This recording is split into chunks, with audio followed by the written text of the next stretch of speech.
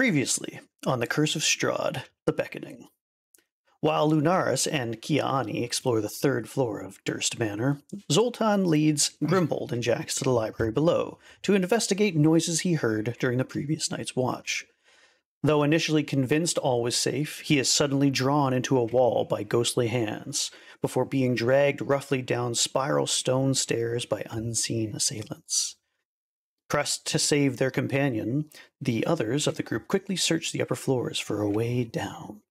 They soon discover the body of Mr. Gustav Durst, who appeared to have committed suicide, as well as a letter from Mrs. Elizabeth Durst. It reveals her plot to not only murder the nursemaid Margaret, but also her baby Walter, in some play to obtain unholy powers. In the attic, the party discovers the corpses of Rosvalda and Thornboldt Durst, who soon appear not just as ghosts of starved innocent children, but horrific corrupted spirits. Seemingly empowered by his mysterious doll, Thorn departs while he forces Rose to possess the group's sorceress to cause chaos and dissension. Whether dispelled by holy water, the relinquishing of valuables, or words of assurance, the hold her younger brother had upon Rose is suddenly disrupted, and she is convinced to guide the group to the secreted entrance of the dungeon below. It is there that Zoltan waits imprisoned, and Thornboldt Durst seemingly plans some unknown reception along with his treasured friends. And now, the continuation. Okay, so you guys have been descending from one staircase up here. Rosvalda Durst has possessed, though is less, in control than completely. There is a level of her voice coming through Jax's mouth, and some of her actions are more involuntary here and there, but so you kind of have control, but you are still technically possessed for the record. It's a symbiotic relationship. Yes, a symbiotic relationship indeed. That's the word. Yes, that's right. So, just to clear up a little bit here, just to give us a bit of room, this is where you guys are, deep down in the bowels of Sounds crappy. Durst Manor. Nice. I like it. Okay, so Zoltan did level to 2. I was going to bring that up. Yep. So we're all 2 now. That's right. So everybody's level 2. You guys are all coming down the stairs. It is extremely tight, except for Grimbald, who is finding this. Ooh, that's nice and roomy staircase going downstairs. So the grisly reality, though only hinted at or described previously in one form or the other, truly hits home as you walk into this this bottom area. It is dank. It is dark. It is actually surprisingly well constructed. But you essentially have a dungeon before you, halls impressed upon you by the stone that's been chiseled out painstakingly in this lower floor of Durst Manor. As you guys are coming down the stairs, which are pitch black save for your light source, which right now is only Jax of Candlekeep and, I guess Lunaris has hers as well.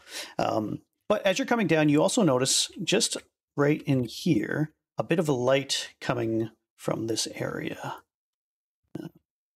in the dungeon. And what was to the left, to the right? So to the left, you have a torch on the wall, and then it kind of goes around the corner.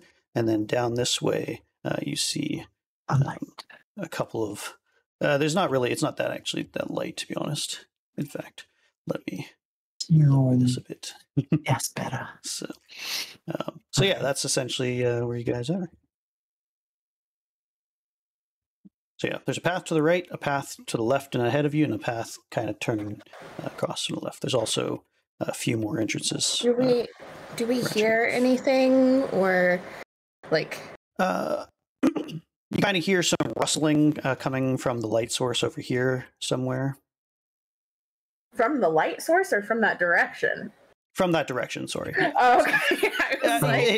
The light source does seem to be moving a little bit, so technically it is kind of like a little bit of a whooshy whoosh sound. I should also do this because We have a bit of Wish you ambiance. Oh my. Okay. So Lunaris gonna speak up and more or less say, well, I don't really have much of an issue seeing in here, but Kinyaa'aanii, how do you feel about checking out up ahead with your stealthy tactics? Yeah, I would say I'll go ahead and check to kind of see the area. So that would be Go over here. yeah. So go ahead. Yeah, go ahead and give me a stealth roll. Stealth, okay. All right. 4 + 5 is 9. 9. Yeah. So you're not the quietest guy, but you know it's not super. It's not that you're necessarily quiet. It's just you're kind of a bit more brazen, walking in the dark. You're just assuming that not much is sort of seeing you at this point. But yeah, are you going to be going in here at all, or? Yes, I will go ahead and go in and All right. go ahead and yep. Sounds good. I will do this for a second. Boosh. Gadoosh. As you kind of turn the corner, you notice that there's a cage over here. And whilst there's bones on the wall, you also happen to see a familiar face. Zoltan Mordred III! Though it's not super noticeable, you do kind of think you hear something coming from down the hall, and you see a familiar wood elven barbarian face peek around the corner, looking at you. Oh my. Look at them all. Oops, I didn't mean to do that. Look at them So all I tucked in will there. stop training my crossbow on him and put it down. There you go. Kinyaa'aanii, good to see your face after my adventure that I had on my own here. I seem to have gotten myself locked in here. Do you think you could give me a hand? These bones that I'm carving into lockpicks are not working as well as I'd thought. Sure. I'll go ahead and try to get you out of there. Thank you. If I had a good. proper carving knife and not just this shovel, I might be doing better off. All right. Yeah. You guys kind of hear a conversation going on back here. Sounds sort of like a familiar voice responding to Kinyaa'aanii. So, I guess we can peer over the corner. Run around. I'm gonna run around the corner. all right. I'm running. Sounds Zoom, good. zoom. You see a familiar face. It's Zoltan caught in a cage. Grimbald, are you going with him? Yeah, I'll go with him. We might need Grimbald's skills for that lock. I don't know. See? Yeah, guess we'll see. Kinyaa'aanii, before they get there, what do you do to try and open this thing? Snatch it. Lunar, do you have his stuff or do I have it? I'll say you had it because you were there when he went in the wall. Okay. Am I able to like fit it through the bars to give it to him? Sure, yeah. Okay, so while we're figuring out who's gonna unlock this lock, I'm gonna try and give him his stuff through the bars. Be like, you dropped these. No. Those were wrenched from my hands. But You thank dropped you them. for picking them up. You dropped them like you dropped me. Okay, here you Well, go. I think you've got an issue with dropping some stuff. Okay. I'm glad to see Oh my that they God. fared better than you did after that fall. You know, I'm pretty sure these are made of what? Metal? Yeah? Metal versus flesh and bone. You know. I know what wins in that battle. I've seen that many times. But thank you for returning them to me. So kind of you. You're welcome. You're welcome. Are you okay? What happened? How'd you get there? These little gremlins crept up on me while I was in the study upstairs I saw that part. and dragged me all the way down here. Uh-huh. I managed to slay one of them. They seem to be little creatures, animated, made of burlap sacks. And it looks somewhat like an adventuring party, not too dissimilar to our own, but little dolls made of burlap sacks. And so I dispatched one of them, and lo and behold, a few moments later, there showed up Thorn, and he looked like he had been aged by misfortune, aged by time, aged by living in these dank quarters down here. He was not the same boy that we saw. So, Zell, the description of the burlap sap animation, is that anything similar to the dolls that I found upstairs that were clearly us? No, those were more like okay. like carved figurines.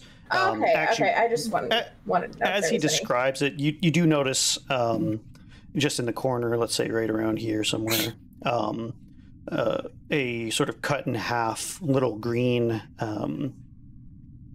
doll of sorts. It's no bigger than, maybe like a 6 inches, maybe 6 to 12 inches tall, and a little, okay. kind of cloth or something like that. Maybe it was stuffed with straw, have some button eyes and stuff like that. Okay. And it looks like it was chopped in half. And if you kind of put the pieces together, or whoever might pick it up, it looks kind of like an orc or a goblin or something like that. Just made into a little toy, essentially. Just as you're looking at it, Jax's mouth, from Jax's mouth, another voice comes. Is like, "Oh dear, those are Thorn's friends." You've never really heard that particular voice coming from Jax. In fact, it sounds like one of the other children. From my experience with these friends of Thorn, I would not be surprised if we would be able to turn them to be his enemies. He seems to rule over them with fear, and they do his bidding, but I don't think they enjoy doing his bidding. Well, I don't blame them. So, are right. you guys gonna let me out of here? Yeah, Grim, you gonna get him out of here or what? You're the lockpicker, right? He can stay there for a little bit. I will get you out. Key's like, you're good. Hang out. All right. I was wondering if Kinyaa'aanii was going to bash it open, which you're perfectly capable of doing, by the way. With that Yeah. shovel. Then I was thinking, well, then we got somebody who can lockpick it, so save my energy. Fair enough. There you go. There you go. Don't want to That's make good. too much noise. Yeah. All right. Go ahead and give me a dexterity. I'm trying to remember what the actual lockpick. I think you have proficiency with it as well, so it'll be +5, I think. Ooh, that did not work out well. Yeah. So Grimbald's kind of working at it for about 4 or 5 minutes here, and he's just all thumbs right now. Whether it's the people looking over his shoulder over here, and Zoltan being imprisoned, or just the general aura of, oh my god, it is terrible in here. The thing that actually is kind of disturbing you the most is as you've been kind of working at it, a sound that you in particular are familiar with is really what's distracting you. Who's you? Grimbald. You start to hear chanting coming from somewhere in these tunnels. Again, you all hear it, by the way, but Grimbald's the one who seems to be the most affected because it sounds familiar to him. It's not quite discernible, but it is rhythmic in nature.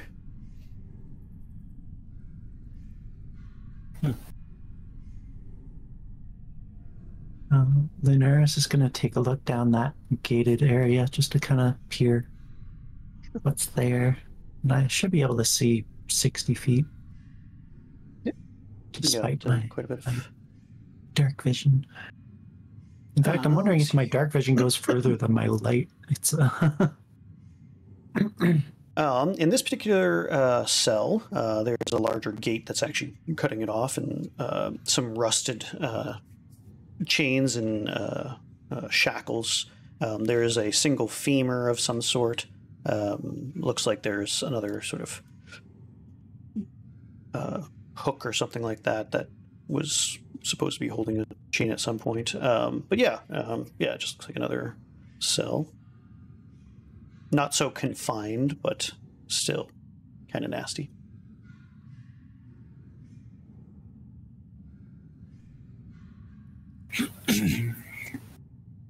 Okie dokie. So, hate to press you guys, but how's that lockpicking coming? Patience. I'll get it any minute. Patience. This cell might be accommodating to somebody your size, but I have to crouch down to fit anywhere in here. We are here to save you, so just be patient. Grimbald, you can give me one more roll if you want.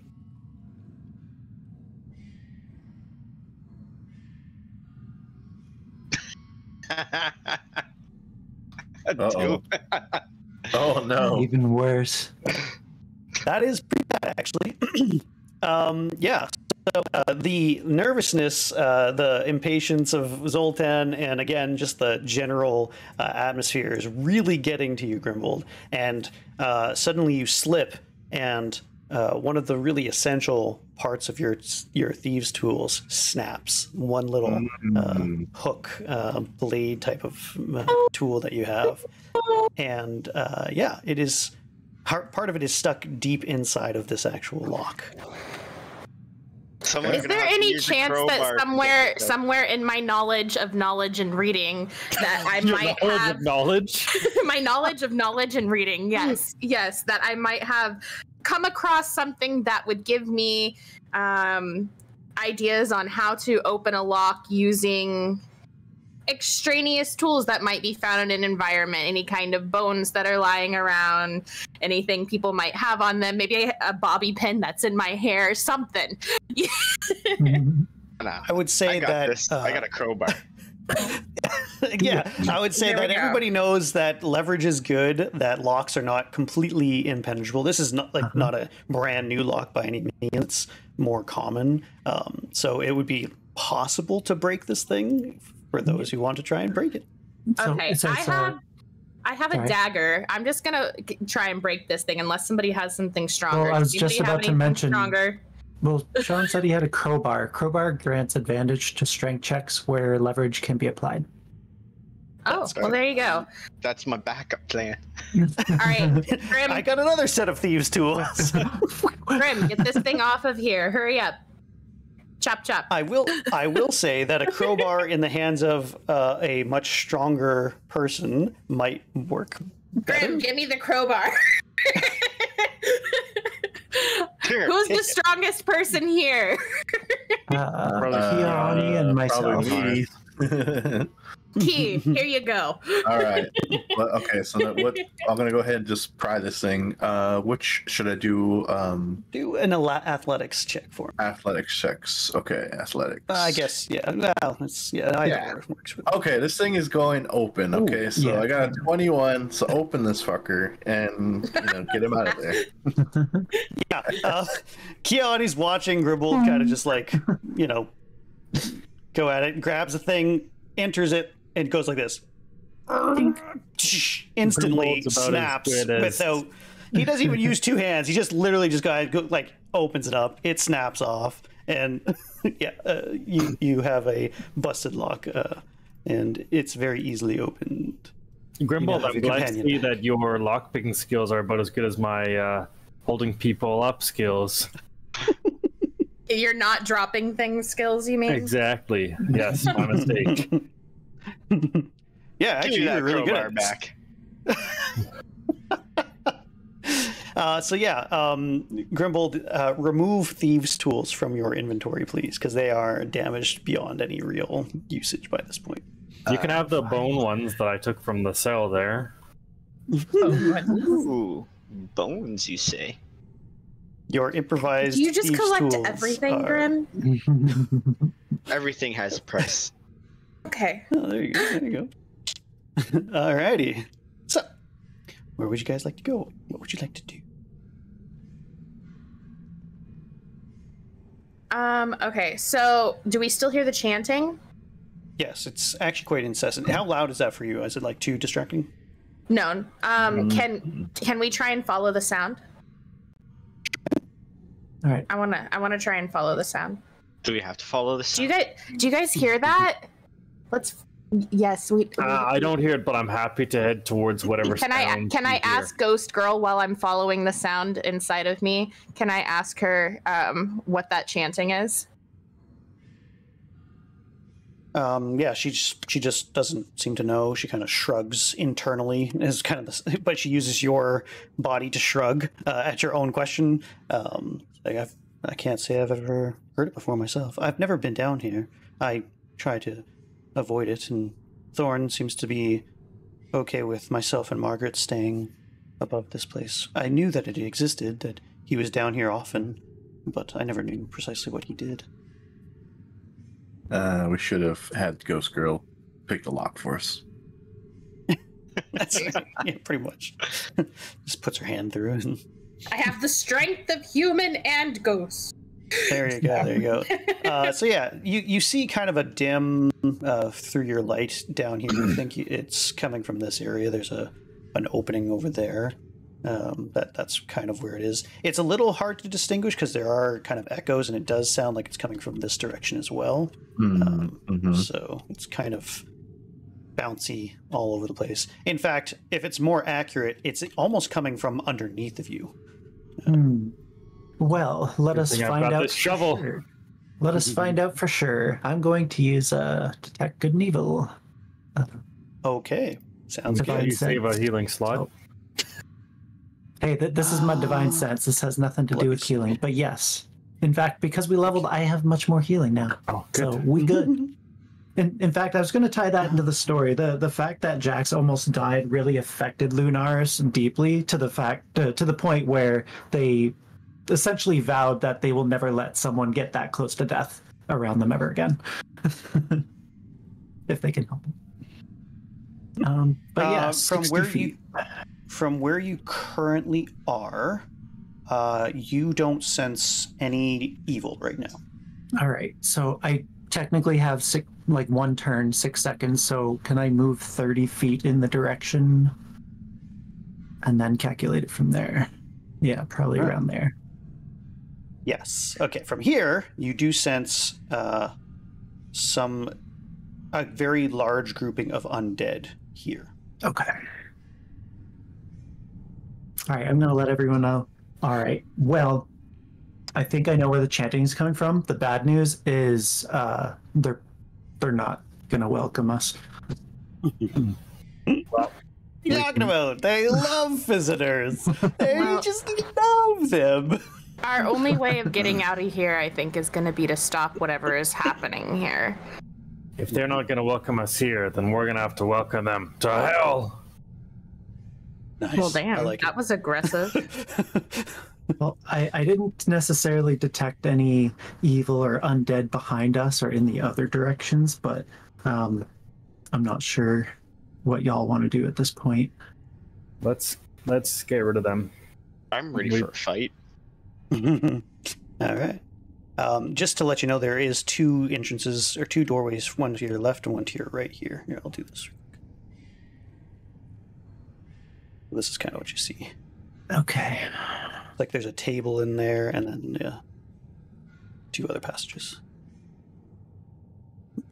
I'm gonna probably poke around the corner, take a look to the right and the left. And... All right.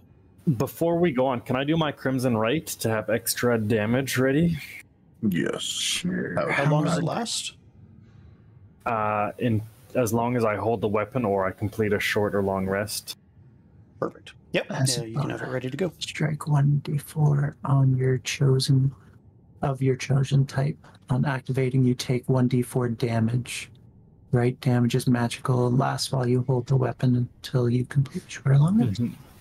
So you take damage when you do that?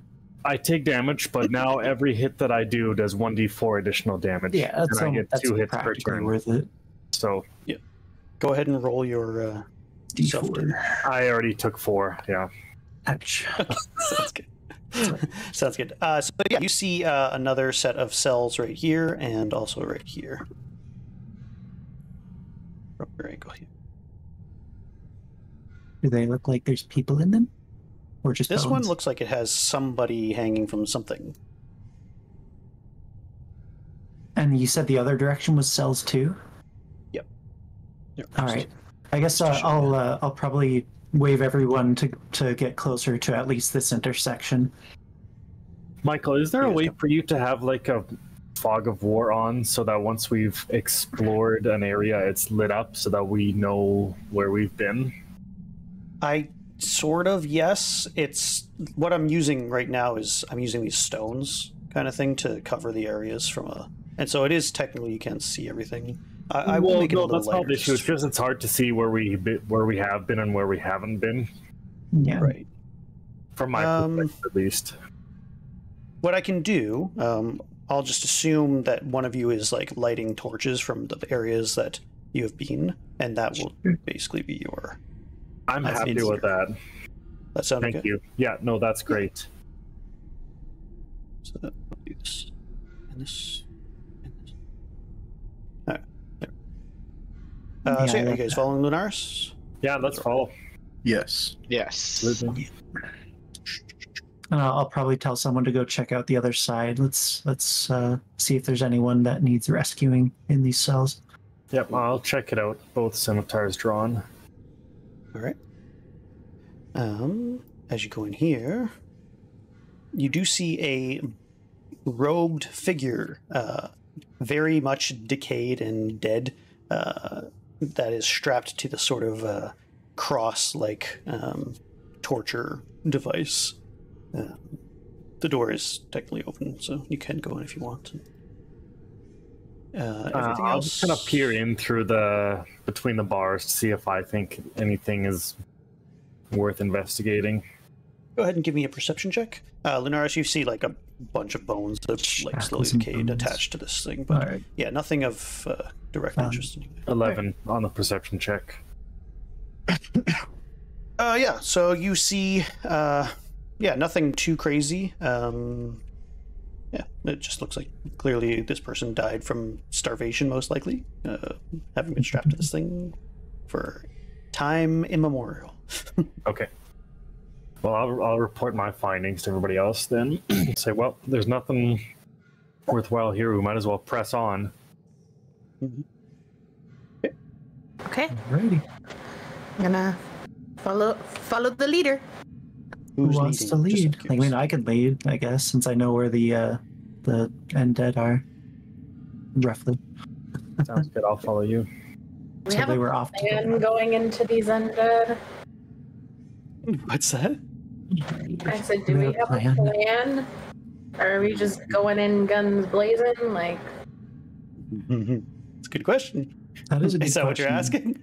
asking? Well, I'm quite frustrated from being locked in there by Thorn, so my senses are not all there other than rage. So Zoltan is happy to go in guns blazing.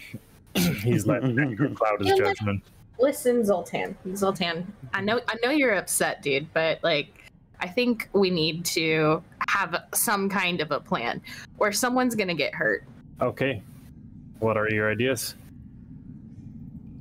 I've never done this kind of shit before. I don't have a plan. I don't know. I just know we need one. All right, let me take care of the tactics then. Lunaris, as you walk in, just to quickly give this description, I'm a wooden 19-year-old girl, okay? a wooden table with 4 chairs stand in the east end of this room. To the west, 4. Oh, no, that's not the wrong. Well, sorry, that's the wrong one. This is the one. Table. This room contains a plain wooden table flanked by long benches. Moldy humanoid bones lie strewn on the dirt floor. Some of them, you realize, have gnaw marks on them. In the middle of the south wall is a darkened alcove. And so this is south, by the way. And that's all you see in here. Okay. All right, so you said there was 2 directions here, or just the one? So you have an alcove here, and then just this one direction is Okay, and the undead were off to the left, from what I can tell. pretty much back over here yet. Okay. All right. Shoot. I guess let's take a look down the left hallway. This is just like a Oh, there's nothing there. yeah, it's like shelving and stuff like that. Okay. Oh, okay. Well, Do then you still want to check it out? Sure. Yeah. I guess let's see what's on the shelf. Alrighty. Alrighty, great.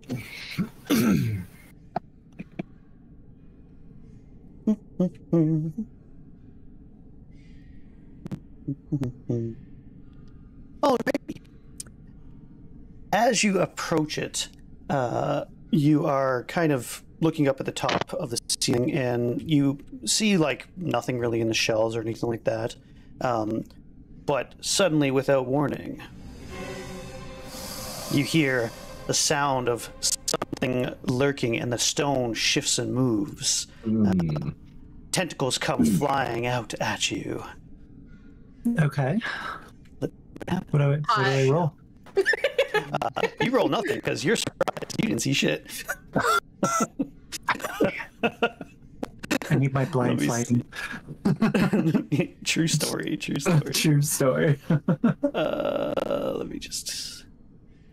A tentacle comes and to grab you, and does 9 points of damage. No shit. This, and I'll show you what you see. Everybody can roll their initiative now. This suddenly crawls out from this thing. Its skin camouflaged to look similar to stone when staying still, but clearly a nasty piece of work. Pleasant. Slashes out to you.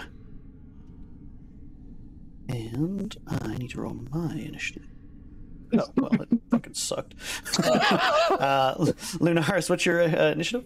I got 9 after my negative. Kinyaa'aanii, did you roll yours? Yes. 17. 17. Nice. 7 decks. Perfect. All right. We'll assume that everybody is at least within this distance here. Oops, that's not what I wanted. Where did I put this thing anyway? I do have an actual. There we go. Ha ha! There he is.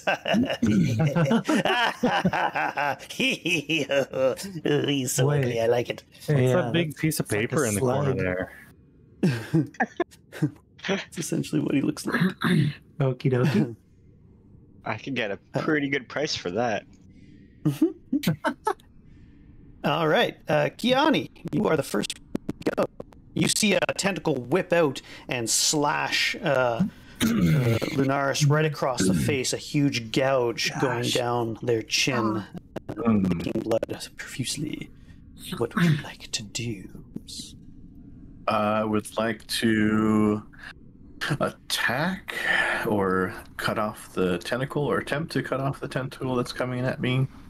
Sounds good. I'll let you move right to this position, right over here, and you'll be able to attack from there.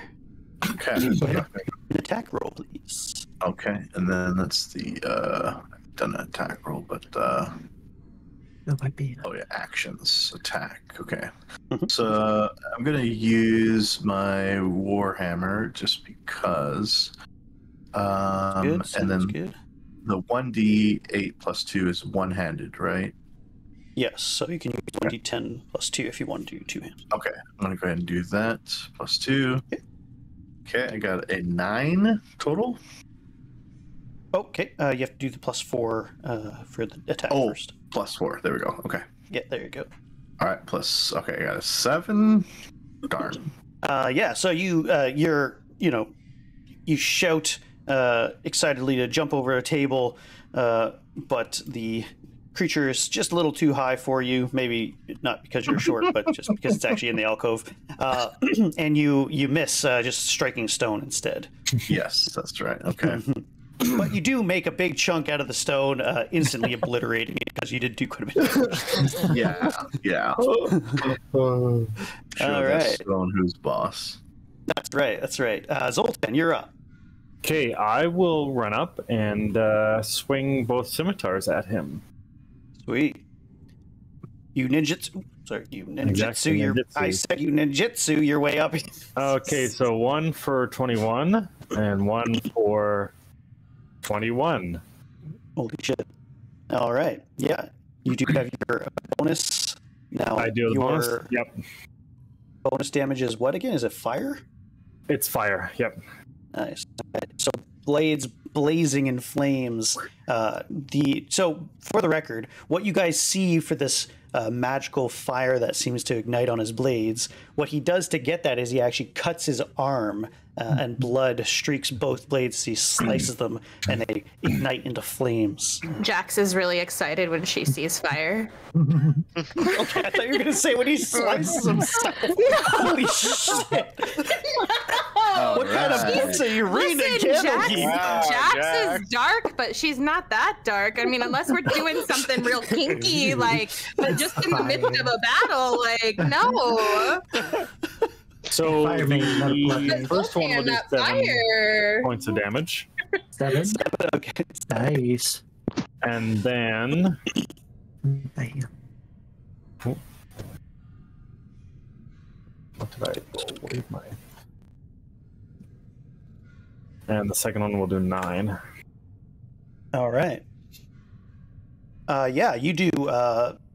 Your blades slice in. They seem to catch a little bit at first, but the fire melts stinky, gross flesh that spews a noxious kind of blood. It's not. It doesn't like seem like actually like to harm you, but it's gross as all hell as it loses and sizzles with your fiery blades.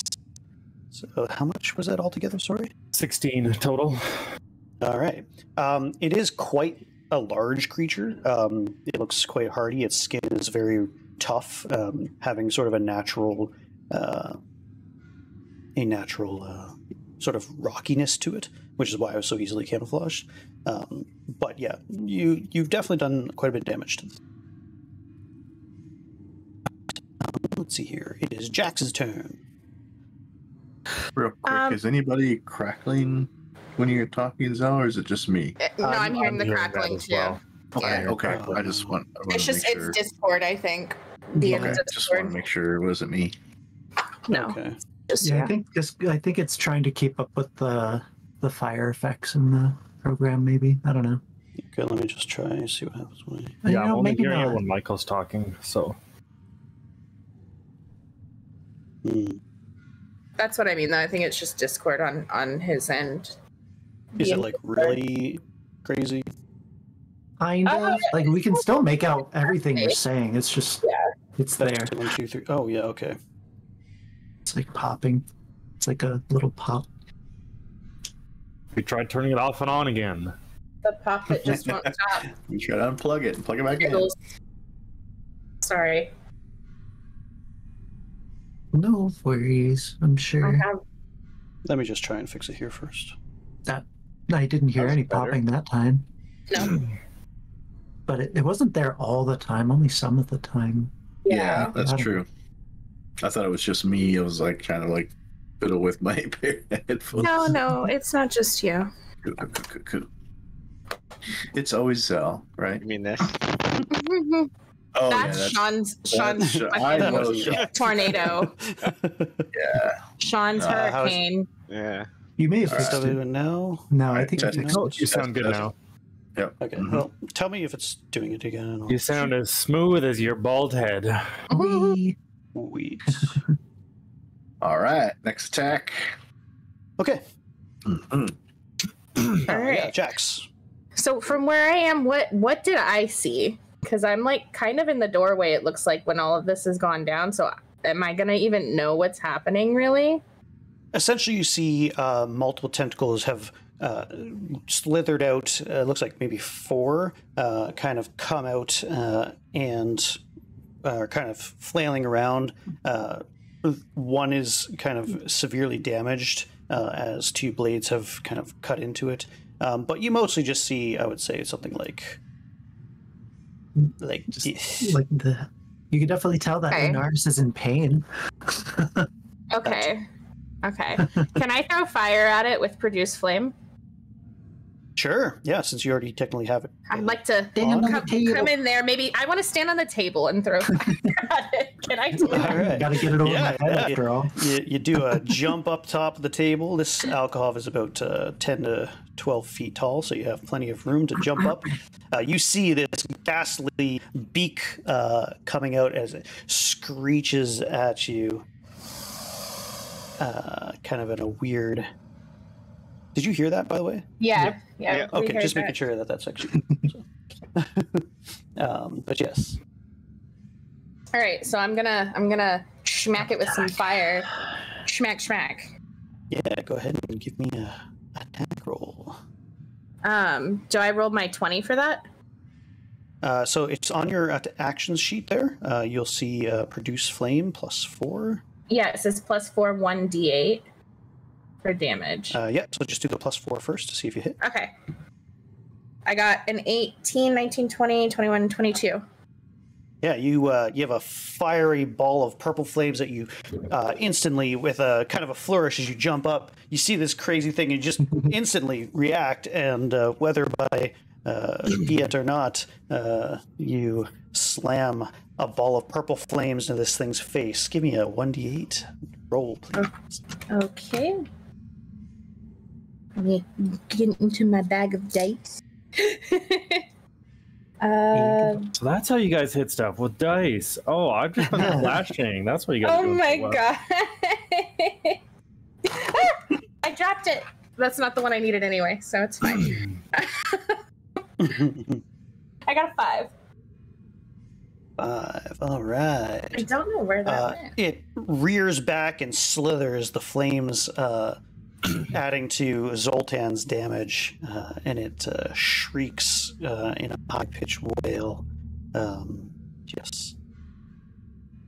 It sort of curls up on itself, flailing. Grimbald, I think it is your turn. I'm pretty sure I'm going to be last in most of these no, fights. actually, No. Sorry, Lunaris. Lunaris is I'm actually last. first, I apologize. Oh my gosh. Okay. I got a 5. I was sort of thinking of what to do.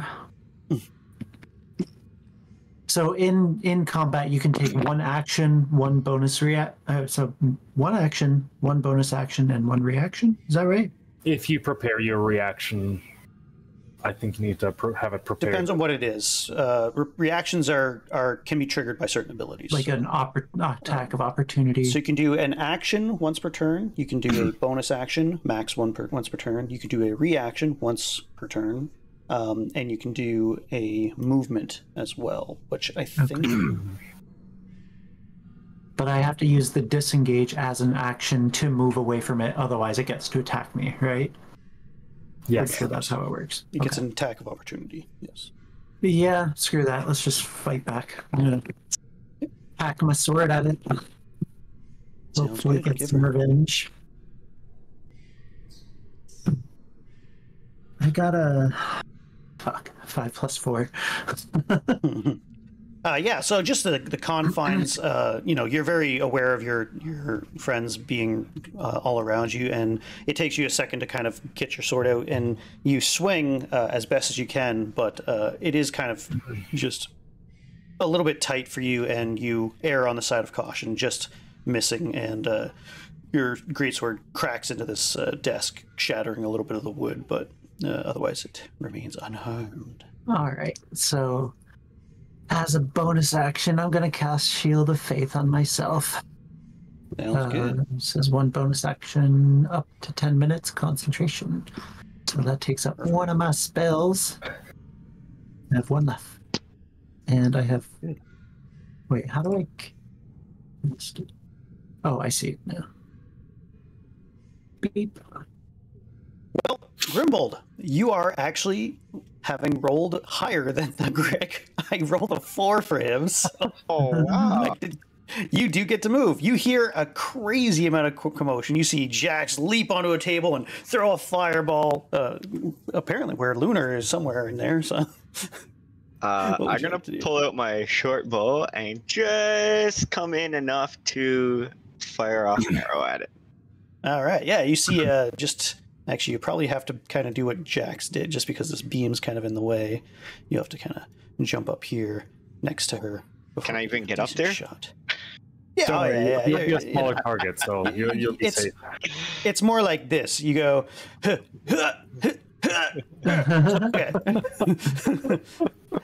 But yes, you're nimble enough that you can get up there, no problem. Okay, go ahead and give me an attack. Oh no. A damage of 2. Oh no. Question is, did you hit? A 10 total. Yeah, the grotesqueness of this monster, as well as your continued disturbedness from the chanting, seems to just make your arrow go a little wide and just hits like a crossbeam somewhere up there. Rock. Oh, this is a rock. There we go. It's actually this wide, by the way. The Grick gets to move this time. Oh dear, oh my, oh me. It is not looking particularly healthy regardless. Yeah, sorry. So, you have a tentacle that isn't damaged come out and whip at you. It does do a massive amount of damage, cutting in through just down your clavicle and biting into your armor, doing 9 points of damage. 9 more. Okie dokie. As it does so, it wraps around you, and its beak snaps out as well. Another attack? Yeah. It just misses. You, at the last second, reel back despite its tentacle kind of pressing you in, and its beak snaps, just nicking some of the hair on your nose. That's how close it almost got to you. Your reaction time being the only thing that saves it. Or, in fact, possibly this shield that you just put up coming into effect. And, yeah. By a hair. Right. By a hair on your chinny chin chin. What is your hit points right now, by the way? Ooh. Out of 20? I had 20, and I'm 2 now. Yep. All right. Back to the top. Your friend is severely injured, leaking by a massive gash in their neck and chest, as well as the one on their face. What would you do? Who's attacking? You, sorry. Oh, okay. I didn't hear the last of your it. turn. My apologies. Okay. All right. And so I'm going to go ahead and try and attack again with my Warhammer and see how this goes this time. Sounds good. Okay. Let's see if it hits. 22. Let's see what it has. Yes. Very much. It definitely smashes into him. Okay. Yep. Hit first, damage next. Okay. So then +5.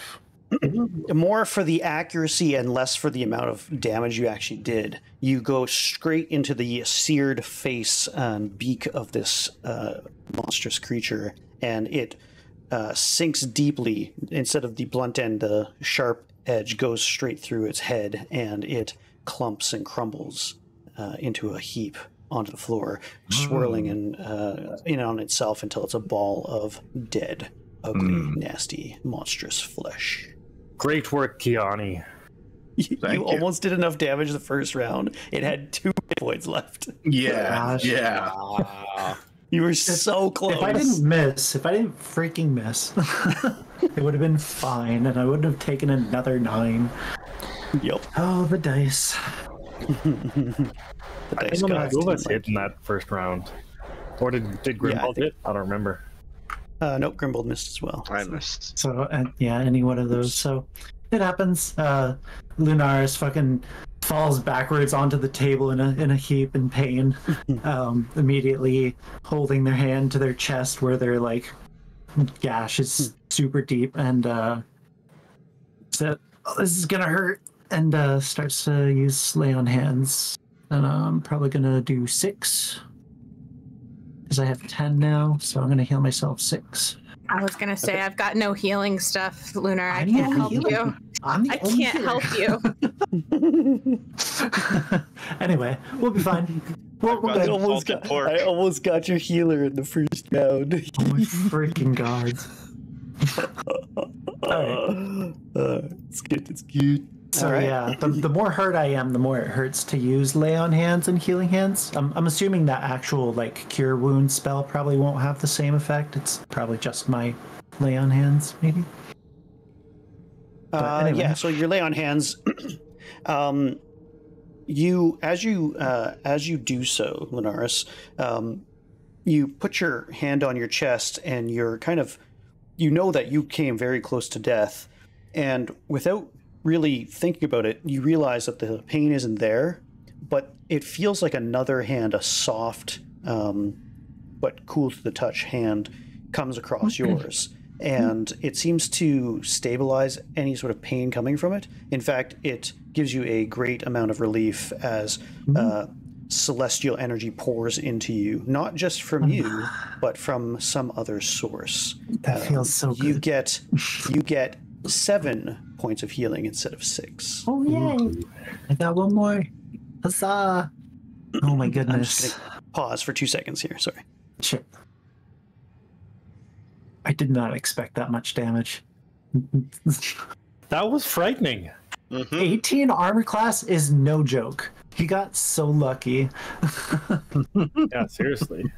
Oh my gosh. All right. Well, I need a breather. Kinyaa'aanii or Zoltan, do you think you can take point? I would love to, but I don't have as many hit points as Kinyaa'aanii, so we might need Kinyaa'aanii if you're okay All with being the brave warrior and going ahead. I'll stick right behind Kinyaa'aanii, and I'll assure his safety thing. I got your back. Yeah, I'll go be ahead. right behind you. Yep, I'll go ahead and continue on. right. And I will, I'll continue on in there. All right. So the order, if everyone's comfortable with, is Kinyaa'aanii, Lunaris, Zoltan, Jax, and Grimbald. Or Jax, do you want to be in the back? I'll be at the back. I also forgot Grimbald. that this Okay. was Grim just wants to look at my butt. Right. pretty much it. Lovely. You have a Perfect height for it. So. you have a much better angle here. Right here. Should I jump I under forgot the to table? actually say, you guys didn't see it before you came in, but as you turn around, you also noticed that there's a another hall right here. That you realize there's some stairs going down. Going down. Okay. So I guess we'll wait on if we don't know they're there. Now we know they're there. So I wonder we should just continue on with this floor to clear it and then go downstairs. Yeah, let's go down. Oh, sorry, were you saying clear this floor, then go downstairs? Is that what you said? Yes. Yeah, that's kind of what I was thinking too. All right, so it's going to be Kinyaa'aanii, Lunaris, then Zoltan, Mm-hmm. and then Jax and Grimbald. Okay. Yep. All right. And Kinyaa'aanii can see dark vision too. Yeah. All right. As you get to this spot here, there is a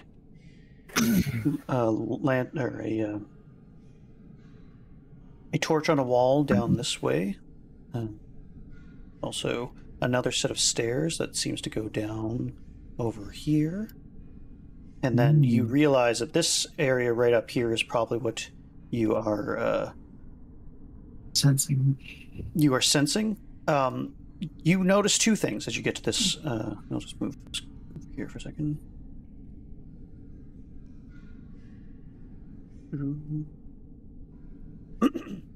You notice 2 things. One, the sound of the chanting is coming definitely from this direction, but you're also hearing some kind of murmuring that's sort of offbeat, but coming from this area as well. Well, do we want to check out that murmuring first?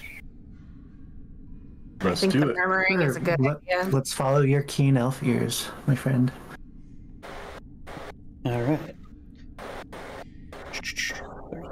Yeah, Zoltan's next. Kinyaa'aanii, as you peer around this corner, what you realize is there is a room filled to the brim with ghoulish figures. Pleasant. Just for the record. Well, what is surprising to you is that these ghoulish figures are all chained up in various devices. Some hang from walls, some are trapped by their feet. They don't seem to react to you quite yet. What they're doing is they're attempting to chant with whatever is kind of going along, the chanting that's going along down the other side of the stairs there. Just quickly... So they're more like kind of hypnotized or just not acknowledging that you're there kind of thing? Yeah, so far they just seem to be like, they look really, really bad right now. In incredibly bad shape. They're all locked up. They look emaciated, wearing black robes. They don't seem to be initially aware of you, but they just are wretched undead creatures of some kind. Gotcha. You wish that you could understand what they're saying, but the skin on their lips and the tongues themselves are so decayed that their chanting is just as meaningless or indiscernible than what you kind of hear in the background and below your feet as well. Gotcha. This wide alcove in the south wall contains a painted wooden statue carved in a likeness of a gaunt, pale-faced man wearing wearing a voluminous black cloak, his pale left hand resting on the head of a wolf that stands next to him. In his right hand, he holds a smoky gray crystal orb. I'll assume you guys are kind of... Lunaris, you kind of see next to him as well. I think it's safe to say that Grimbald maybe shouldn't see the orb.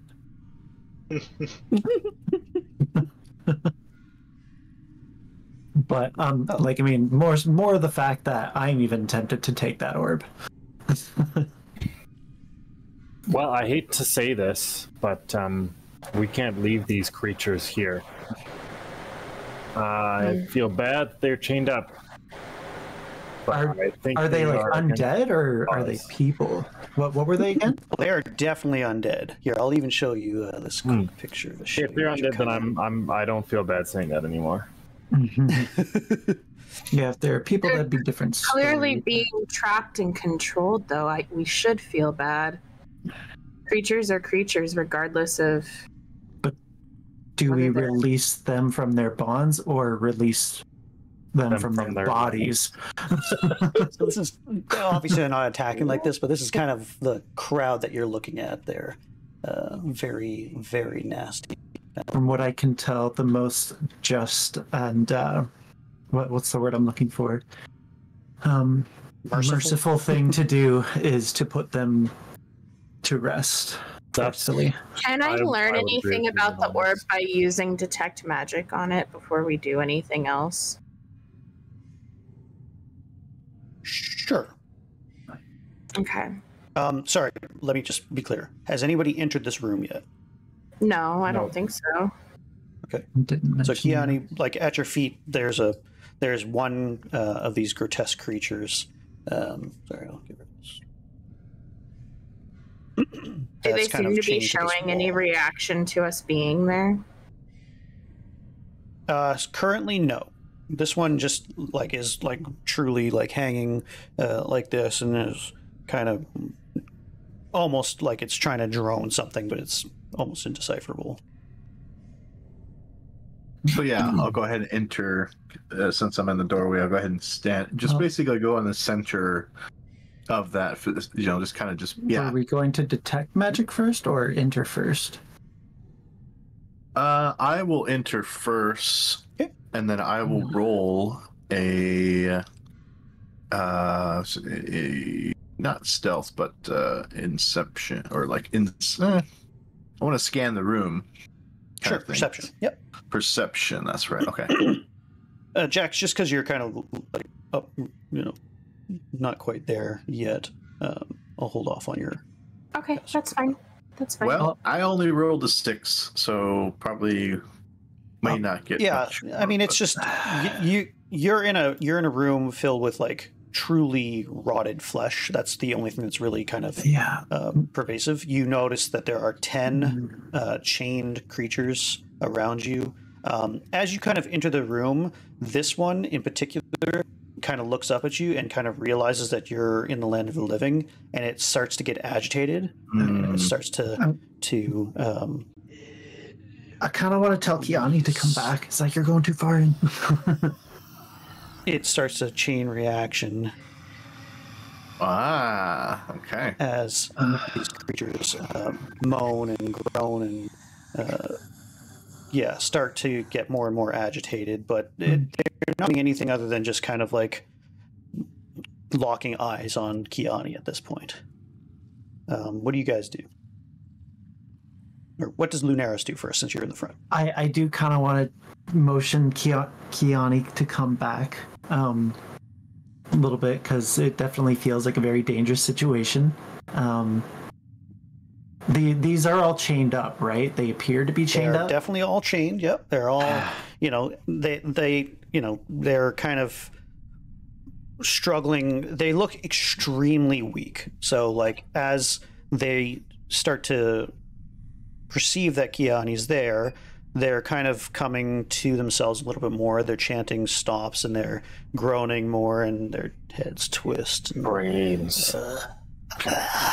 I'm gonna sort of whisper to Zoltan behind me. It's like, should we dispatch these sooner?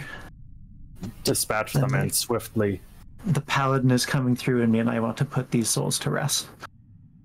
Okay. Because it's sort of a coup de grace thing, I won't make you roll. You can just attack what you want or when you want or whatever like that. Well, I'm gonna wait till Jax, Kinyaa'aanii to get back, but go ahead. Sure. Jax, did you want to do anything? You kind of see kind of the situation from this angle a little bit. There's clearly a room full of undead. Yeah, I'm gonna just vibe. Okay. Grimbald. Oops. Sorry. I realize you're floating in the air still. Found magic. Woo! Levitation. I didn't know halflings had this ability. Bit of commotion up ahead. Okay, Let me see. Kinyaa'aanii, you kind of turn back to look over your shoulder, and Lunaris has kind of like gestured you to come up. What would you like to do? I'm going to come back. I'm going to go ahead, we back up away, try to avoid who is at the door, the ones that are hanging there. Just make sure they're not... it's hard to like, I mean, they're basically right, they're kind of there. As you're passing either this one or this one sort of turns to you and starts really, it looks like it might have been female at some point. Mm-hmm. But it starts really reacting to the fact that you are you're there, and starts gnawing on its own arm as it starts biting through its own flesh to release itself. Mm-hmm. All right, I'm going to tell Kinyaa'aanii to dispatch that one now. We need to dispatch that while I tell Zoltan to take care of the one next to us. Yep, I'll just slit its throat to try to end it. All right, just give me some damage rolls, whatever you guys are doing. All right, Kinyaa'aanii, you can go ahead and do yours first. Slitting its throat, kill an undead. Do you need to like fully? I'll decapitate it then. Fine. He twisted my rubber arm. After Kinyaa'aanii does that, I had mentioned to Zoltan to take care of the one next to us, and I was going to go to the one just past that one. So I got 11. Yeah. Okay. So it just as it sort of bites through its arm, it goes to try and get its next one to release itself, and you come down clear shot, and it dispatch it in one hit. It just gets obliterated. It becomes still. All right, and then Zoltan would get the next one. Okay.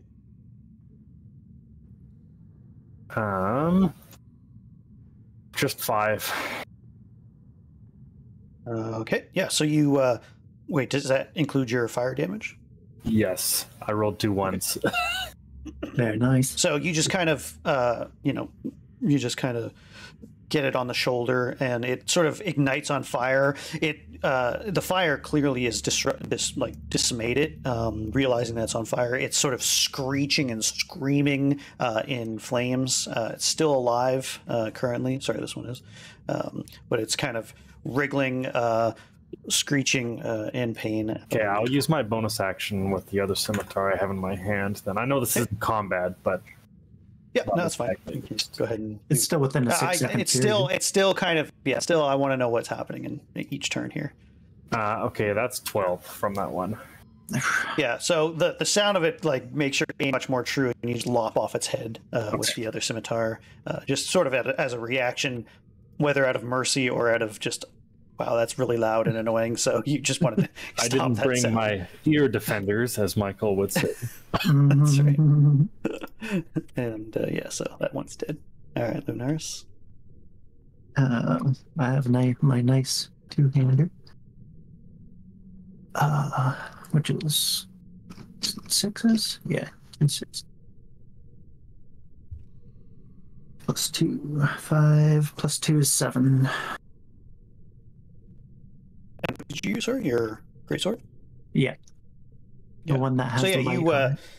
You kind of just take your time and shove it straight into its chest. The spine gets severed, and it just crumples and is dispatched quickly. All right. I guess next would be we'll start Jax. with Jax. Yeah. There are 7. You see us slaying creatures. Some creatures. Okay, so where are creatures that are still alive? There's one next to me and one on. I'll just do this. 1, 2, 3, 4, 5, 6, and 7. I want to go for the one that's next to the orb. Okay. So Yeah, I just want to set it on fire. Poof. Sure, sounds good. Do you walk up to it? Do you throw it at it? I'm not going to get super close. I'd probably stay back closer to, the group. closer to the group. And throw some fire its direction.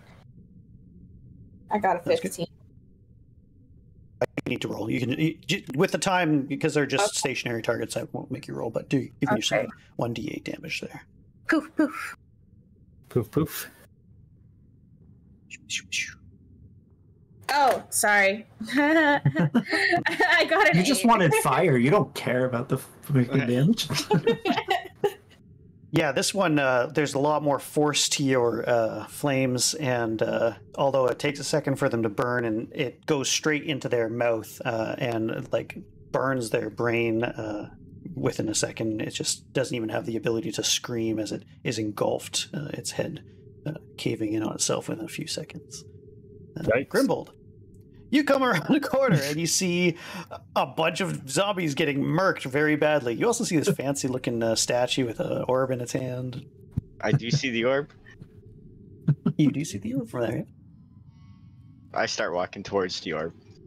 All right, sounds good. You can get there now, and before as everybody else is kind of destroying stuff. Did you want to touch the orb? Do you want to do anything with it? Are you just looking at it? I'm just looking at it. All right. Yeah, so it definitely has sort of a rear, sort of somewhat translucent look to it. You think there's some kind of movement inside. You can't quite see. But yes, it's quite pretty. The statue's very nice. The wolf is very nicely detailed too. It's obviously made of wood though, so it's not very awesome or anything like that. That one to the left was dead, right? This one is still alive. Oh, okay. On fire. Oh yeah, sorry, you're right. It is actually dead. You're right. Sorry, I apologize. That one is dead. This one is. This one is kind of seeing you, and as you guys are all kind of dispatching friends, they're all completely aware. They've become a bit more to come to themselves and everything like that, they are all starting to become more and more animated. Each has either ripped off their own hand or their arm out of their socket. Why do you have to do this to us? So they all have at least one other limb, whether it's a foot or an arm still attached, but they are getting more and more agitated and literally destroying themselves trying to get at you. Grimbald, be careful. You've got two right there next to you. Kinyaa'aanii, we need to take care of the next one. Or do we roll initiative at this point? We didn't necessarily do any initiative or anything. I'll say, Kinyaa'aanii, you can still be first.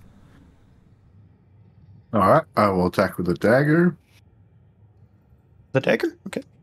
Yep, and a 17. Yep, you can do the damage. You don't have to roll to attack. It's still... Yeah. It's stationary enough. They're still technically immobile, yeah. But yeah, just damage. I won't force you guys to miss just something that's not moving hardly at all. So it'll be the 1d4 plus 3. 4. Yeah, so you sink a dagger into this thing's head. It's slowly dying. It's kind of pretty much refused to move at this point. It's not dead yet, but it's not making any progress now in terms of its attempt. Its eyes glue to you suddenly, and you hear distinctly a rasping voice from a man say, "So green." So what? Hungry. Hungry. Hungry. I feel I get a snack. I think it's Lunaris' turn. Okay. As I run up to the one next to the statue, I'm going to tell Grimbald to go help Kinyaa'aanii. Get away from that statue. We need to take care of these things. And I just sort of, now that they were aware, it's like I'm not trying to be quiet or whatever. It's like, don't let yourself get surrounded. And yeah, I'll take out the one on the, I guess the left. Yeah. Okay. Damage. Same thing. So. How much? Damage, sorry? 4 plus 2 is 6. Yeah, so you do the same thing, dispatch it. Essentially, this time you chop its head right off, just as it's sort of trying to snap at you. As you do so, this one right here, it's female, it seems, and based on the voice, is like, "Please stop. You're killing us." It is Zoltan's turn. Lovely. I will run up to whatever's closest, and that's if anybody seems in immediate danger. I will lop the head off for one of them. Okay, well, I'll just do this one, I guess. Works for me. Okay. Go ahead and do some damage. What if we're killing some innocent people? 10 damage. All right, this one instantly just gets chopped in half, pretty much, and dies. Are you happy for me to do that bonus action, or because this isn't exactly a combat round, should I wait? Sure, you can go ahead and do do your two attacks. That's fine. Did you want to finish this one off, or do you want to kill this one? Kinyaa'aanii can handle himself, I'm sure. All right. Yep. 9. All right. With 2 death thrusts, you chop one in half, and the other one goes right into its chest and just begins to burn to death. It doesn't take too long before it's dead and evaporated. All right. Jax, are you still kicking around? How many are left? 1, 2, 3. This one is severely damaged. These two have... this one in particular is a female voice that has just said, "Stop, you're killing us." But yeah. These two aren't damaged, and this one's hurt. Okay, I want to go examine our little Orby friend. There's plenty of people here that can take care of those 3 if needed. Okay, sounds good. Jax wants the knowledge. Sounds good. What would you like to do with it? I'd like to see what I can understand of it by using detect knowledge on it, or detect magic on it. Sorry. Alrighty. But as you're peering through with magical sight, you realize that this thing has some sort of divination magic on it. Divination magic. Does it seem dangerous in any way, or? Give me an intelligence score. Roll, rather. Intellect plus Arcana. Plus 1. Arcana. Wait, what's plus Arcana? So I sorry, do you have 2 a plus rolls? 3 there. Yeah. No, just the Arcana one is plus 3. So 1d20 plus 3. Okay, so 13, 16. Okay. Yeah, you're pretty sure that this is a scrying device of some kind. Whether intentional or not, often it can be activated, and it's sort of like a telephone almost, but allows one user to either peer through or communicate with another, whether intentionally or not. Okay. You guys are gonna hate me. Okay. Jax wants to grab it. Well, So- I don't think Grimbald can reach it anyway. Wow! Shots freaking maybe fired. I am hesitantly reaching toward the orb. So are you touching it or not touching it? I'm gonna touch it. Whoosh. As you touch it, it springs to life and begins to glow. And Does it knock me down a flight of stairs too? No. You just you see the visage of a handsome, pale-faced man that looks an awful lot like the person that's carved here. His eyes are a deep color of red, and he smiles at you and says, "Greetings." He just nods, and he looks like he has a glass of wine, and he sips it, and then it goes black all of a sudden. As that happens, a familiar face appears. I don't have them actually up, so I won't bother. All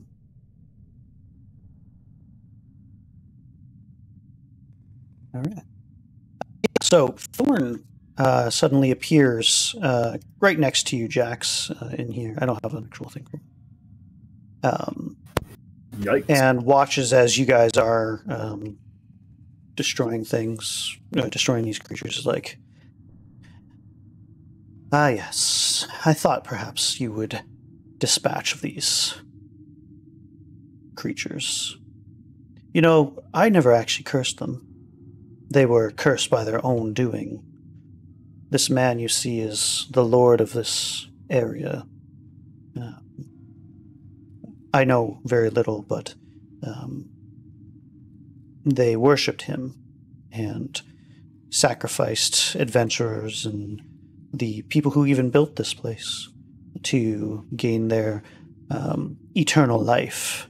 Of course, it wasn't until Margaret, and particularly my younger brother Walter, that their voices were heard from some dark power, and it granted them their wish. They were eternal, and they used to lure people here all the time and continue to feed on their flesh. I didn't like that very much. That's not very fun, so I locked them up here. And I allow them to just exist.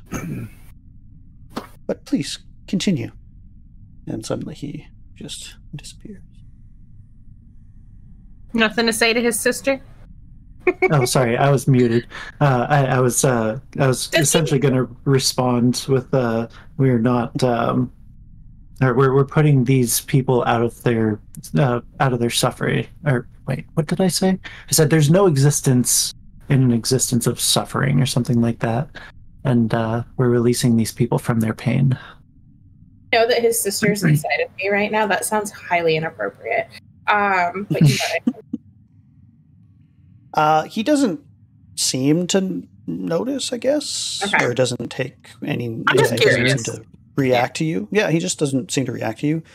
He kind of smirks a little bit as he starts to fade, and he's like, "If you say so," and just disappears. Hmm.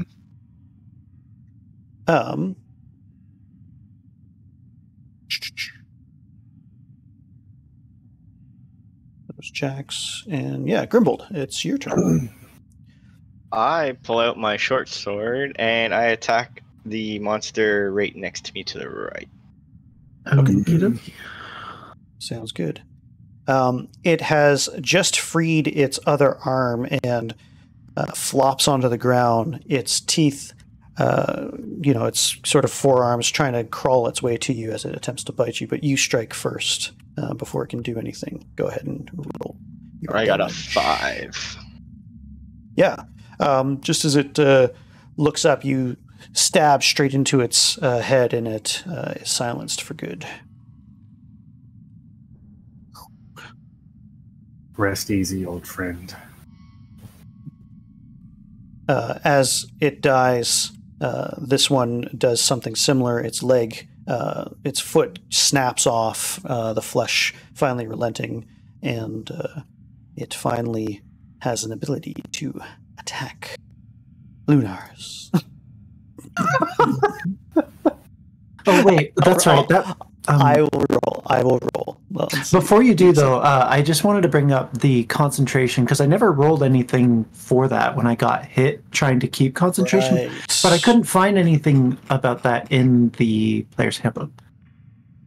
But I didn't look very hard, so it should be under like spell casting because I need to know if I still have my shield up or not before you do. This Okay, also so only while up you were 10 minutes, so I don't know if this has been less than 10 minutes since we started fighting that other Yeah, guy. it's Has still it been? it's still technically 10 minutes. Yeah, no, Okay. it still hasn't been that long. So yeah, so just go ahead and roll a Constitution saving throw. It would only be at a 10. Equals 10 or half the damage you take, whichever is higher. Yeah. So you only took 9 damage each time, right? 14 plus 2 is 16. Yep. So you still managed to keep your concentration. Your So I have AC is 18, 18 AC. Make your roll. I'm just going to give you 1 second. Let's see. Roll for everybody just because I can. Yep. Still you. It's the paladin in me. It's this undead / paladin battle. It's like, can't help it. Oh my god. You are so lucky. No kidding. 17. Its arm comes out and grasps onto you, but as it does so, some unseen force prevents it from really doing any damage as it sort of claws away at some unknown shielding. I'll just confused. put it off as my shield of faith. It is a shield of faith. Is that what it was called? Yes, Yeah. that's correct. Just have faith. Just have faith. Gotta have faith. Alrighty. Okay. I believe this one's turn also has the opportunity to attack one or two of you. I'm going to say it's going to go for Kinyaa'aanii anyway, because That's the one that Kinyaa'aanii's the one who did damage. Yep.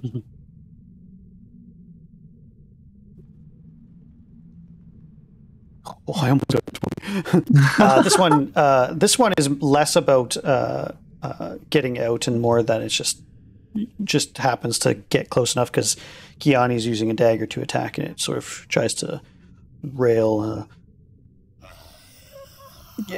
Kind of attacks with its jaws, but misses wildly. Just delirious. Okay, Kinyaa'aanii, your turn. All right, so I guess we'll just continuing on picking them out, I'm assuming. What do you want to do? Okay. Oh, wait, whose turn? Kian? Yeah. Yeah. You do see that this person, in front of you has some semblance of awareness of what is happening, and they're kind of, even though they just try to bite you, they're trying to beg at the same time. Please. Or actually, it's a female voice, so it's more like, please, you're killing us. We're so hungry.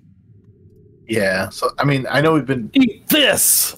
I know we've been killing all these things, but like I kind of have a hunch that these are probably good people, or once was good people, and we're just killing. Go ahead and roll me an insight check. Okay, I'm gonna have insight. All right, 7. Yeah. It's a very pathetic creature clad in black robes. Clearly has starved for God knows how long, and it's totally believable that this person is, if not repentant, then just desperate and doesn't want to die. Okay, all right. Here's a dagger. A 9er. It's just, is that the damage? That's the damage. Yeah. Oh, that's the hit. Yeah. Okay, I was gonna say you did 9 damage with a dagger. Sweet. So a 9. Yeah. And then I do the next one. Yeah, just the 1d4 plus 3. Yeah. 5. Yeah, you just end its suffering without much hesitation, despite its pleas, and it just slumps over. The spinal cord being severed. All right, Lunaris. And I'll take care of the last one. I kind of like walk up to it and sort of in a ritualistic manner, sort of hold my two-handed sword in front of me with my hands, just kind of like in this stance like a statue, and then just say, what sins you may have committed in life, your anguish is no more. Just bring my freaking sword down on his face. It rasps out just as you do so. Please. But yeah, go ahead and you damage. I know there's... Yeah, I definitely destroyed it. 10. Yeah, it just gets completely obliterated. Yeah, it's practically cleaved in half by your greatsword. Cool. All right. I know there's probably a different outcome if we didn't do that, but knowing they sinned and what they are now, no one deserves to live like that. That's good. I just wondered if they could sway you to not kill them, and then who knows what would have happened. I don't know. You guys will not believe what I just saw when I touched that orb. On the other end, there was somebody there, and they could see us. And I could see them. Who was it? Your uncle. I don't know. Pleasant. I made a mistake. Sorry. The orb isn't actually attached. I apologize. Oh, it's not? No. So can I be holding it then? Yep, sure. Okay. As you do so, so the magic of the divination that was on it, as you pick it up, and once the image fades, the magic seems to go away. What you notice about it, just based on your history of magical knowledge and stuff, is this could be used as an arcane focus if needed. It is a fairly good crystal ball, essentially. So if there was a wizard or something that needed an arcane focus or whatever, they could use that to cast their spells rather than material component. Okay. Yeah. What would you guys like to do? You have quite a bit of dead bodies and stuff around here. There's a tunnel going this way. There's the tunnel going back. Oops. Well, it seems like our hosts, for lack of a better word, for what are their names? Rosevalda and Thorn. They seem to be haunting this area because of lack of proper burial. I don't know if the same thing would happen with these kind folk here, but is it worth us burying them, or do we have more pressing matters at hand? It might be worth it to do the right thing, actually, and perform that rite for them. Is the ground here rocky, or is it dirt? This area, yeah, it's packed dirt. In theory, you could dig it up more where you are right now. It would be definitely a shallow grave, but you could theoretically dig in, and do a bunch especially of for 10 people. Worthwhile building a small funeral pyre instead? Would that be quicker? Or do you think that would attract? Yes, that would definitely be quicker, yeah. Paladin, is that against your beliefs? No, not necessarily. Well, with my master carpentry skills, I believe I can do that quicker than digging 11 graves. Yeah, so you could probably cut down a few of these beams without being, like, just based on your immediate knowledge. They obviously went to great lengths to making sure that the area above you is secure and everything. Did you want to do it here? Did you want to do it to another place? There's some wood, obviously, here that you could use. That's not that's our beam. Well, I guess it's not. Like, well, it is. I don't know where exit is now. We're just going. We can run and grab that table and do it here. Yeah, maybe we should. Go ahead. I would say maybe we can rest as well, since we've done quite a bit of energy, and maybe just kind of rest for the moment or something. Sure. Yeah, this could count as a short rest if you guys want to do that. If for an hour or whatever. Yeah. So it'll take pretty much every bit of wood that isn't nailed down. I'll even say you got to take this wood and this wood. Okay, well, I'll go grab that before taking a short rest. I'll prepare the funeral pyre or whatever for Lunaris to do. And where would you like to do it? In this room here? In this, like, you could put it into this alcove if you wanted. You could put it in one of the jail cells. I think, honestly, here is the best. It's kind of an open room, and it's out of the way. I think that's best. What do you guys think? Well, what's beyond this room? Is that another pathway that we need to take? There's a pathway we haven't here. gone down there. And, yeah, there's a pathway downstairs over here, and there's another path you haven't gone down. I guess I would sort of want to take a look at least down what's down that way before we light this room on fire. Kinyaa'aanii, do you want to head down there kind of stealthily? Grimbald, either one of you do that better than the rest of us. Sure. Yeah. Yeah, I could roll a stealth. I guess it depends on how if you both wanted to do that. All right, I got an 18. I got an 11. Okay, sounds good. Which way are you guys going to go? This way or down over here? Yeah, down to the right, like up where we are, because we wanted to check before we set this room on fire. I just wasn't sure what was that down that way. Yeah. So you do have a door. It's a door. Door there.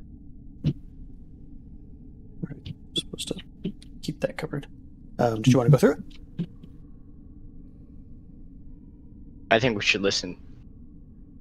Okay, go ahead and do a perception check. Actually, I'll let Jax and Lunaris roll perception as well. 11. What am I, chopped liver? You're busy gathering wood. That's fair. 17. What'd you get? 17. 13. Okay. Kinyaa'aanii, did you roll a perception check as well? Perception. Did a 15 plus 8 plus 15 plus 3, so 18. All right. You and Grimbald, you guys don't hear anything coming from over there. Jax, you're just kind of hanging out, peering at this arcane focus, trying to figure out what its worth is and its ability and stuff like that. And you hear behind you, just absently, it's actually more that you feel a breeze coming from behind you somewhere. Coming from behind me. So where would behind me be? back where Zoltan went to get the firewood? No, right here. Oh, right In there. fact, what you see is this flame flutter a little bit more than just being a standard. But it's not coming from the open doorway? Nope. Seems to be coming... In fact, the flames are kind of blowing towards you very lightly. Lunaris, do you feel this? Come here. All right, I'll go take a look. Yeah, with, it takes a second, but there's a sudden, whoosh of air. Very, very, very soft, but you see the flame kind of, blow out towards you for a second. That's weird. Let's, I guess, get closer and sort of like inspect the torch, the thing it's sitting on. I know there's an actual word for that, but I don't remember. After a couple of minutes, a wall sconce is the word you're looking for. There you go. After a few minutes, you realize that there's actually a mechanical nature to this torch, and it reveals a door that opens up. I don't actually have it set up that way right now, but that when you open it, it has a staircase that goes, and there's a ladder that appears to go straight up from where you are.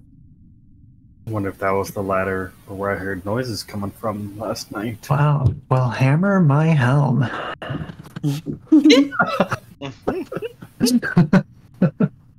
Alrighty then. Let me let's do this right quick. Bloody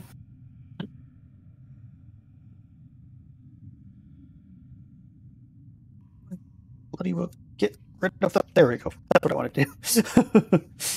Just to make it easier on me. Let's save as well.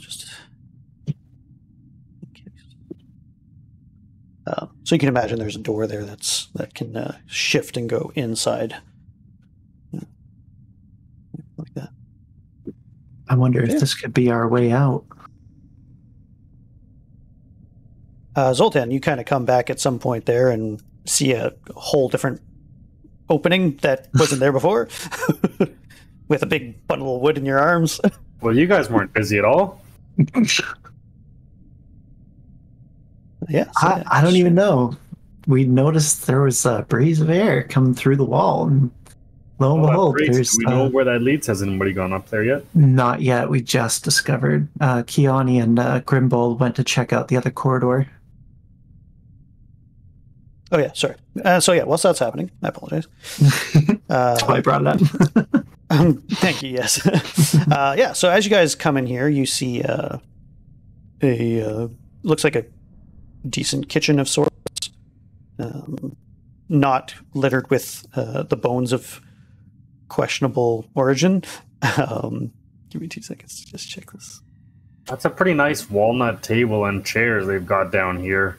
It'd be worth quite a bit. So yeah, the chandelier. No, there's no chandelier. It's these two. The candles on these sconces here, or whatever you want to call them, candle holders, have been melted away from a long time ago. Except what you realize as you kind of sneaking in, as you kind of coming in here,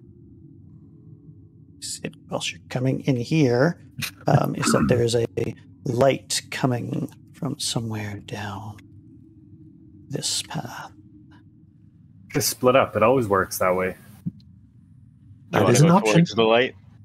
I'll go this way. What's that? I'll go to the right. This side. Okay. Yeah, and sure. I'll take a look over. Yeah, it doesn't take you too long to realize that this is just kind of wrapping back around the path that you guys hadn't yet taken. Okie dokie. But just to give you a better idea, it just kind of circles. Okay. Eventually you come back over here. And you see a nice hole in the wall. Adam, what do you do? It's like, well, Grimbald, you came, but you went. Oh, did you find a loop? I found a loop. It seems like we could have a fire here without worrying. There's a kitchen in the other room. Where's Kinyaa'aanii? Kinyaa'aanii's in the kitchen. In the kitchen. Well, we could have, we could have a fire in this room without having to go down that path, so we can put it back in that corner. Unless if we need this staircase and ladder. Well, we're not going to set the whole room on fire, but. Okay. Did you guys bring hot dogs? But yeah, the smoke's definitely going to go up and out there for sure. I mean, maybe we can light it on fire after we find out what's up there. I don't know. But, yeah, I could make a quick trek up there. There was another light coming from over here. Where? Is that? You said it was in the kitchen? Near the kitchen. All right.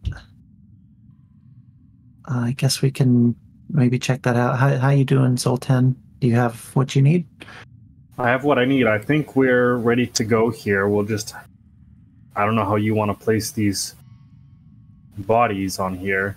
All right. But well, my end of things is all ready to go.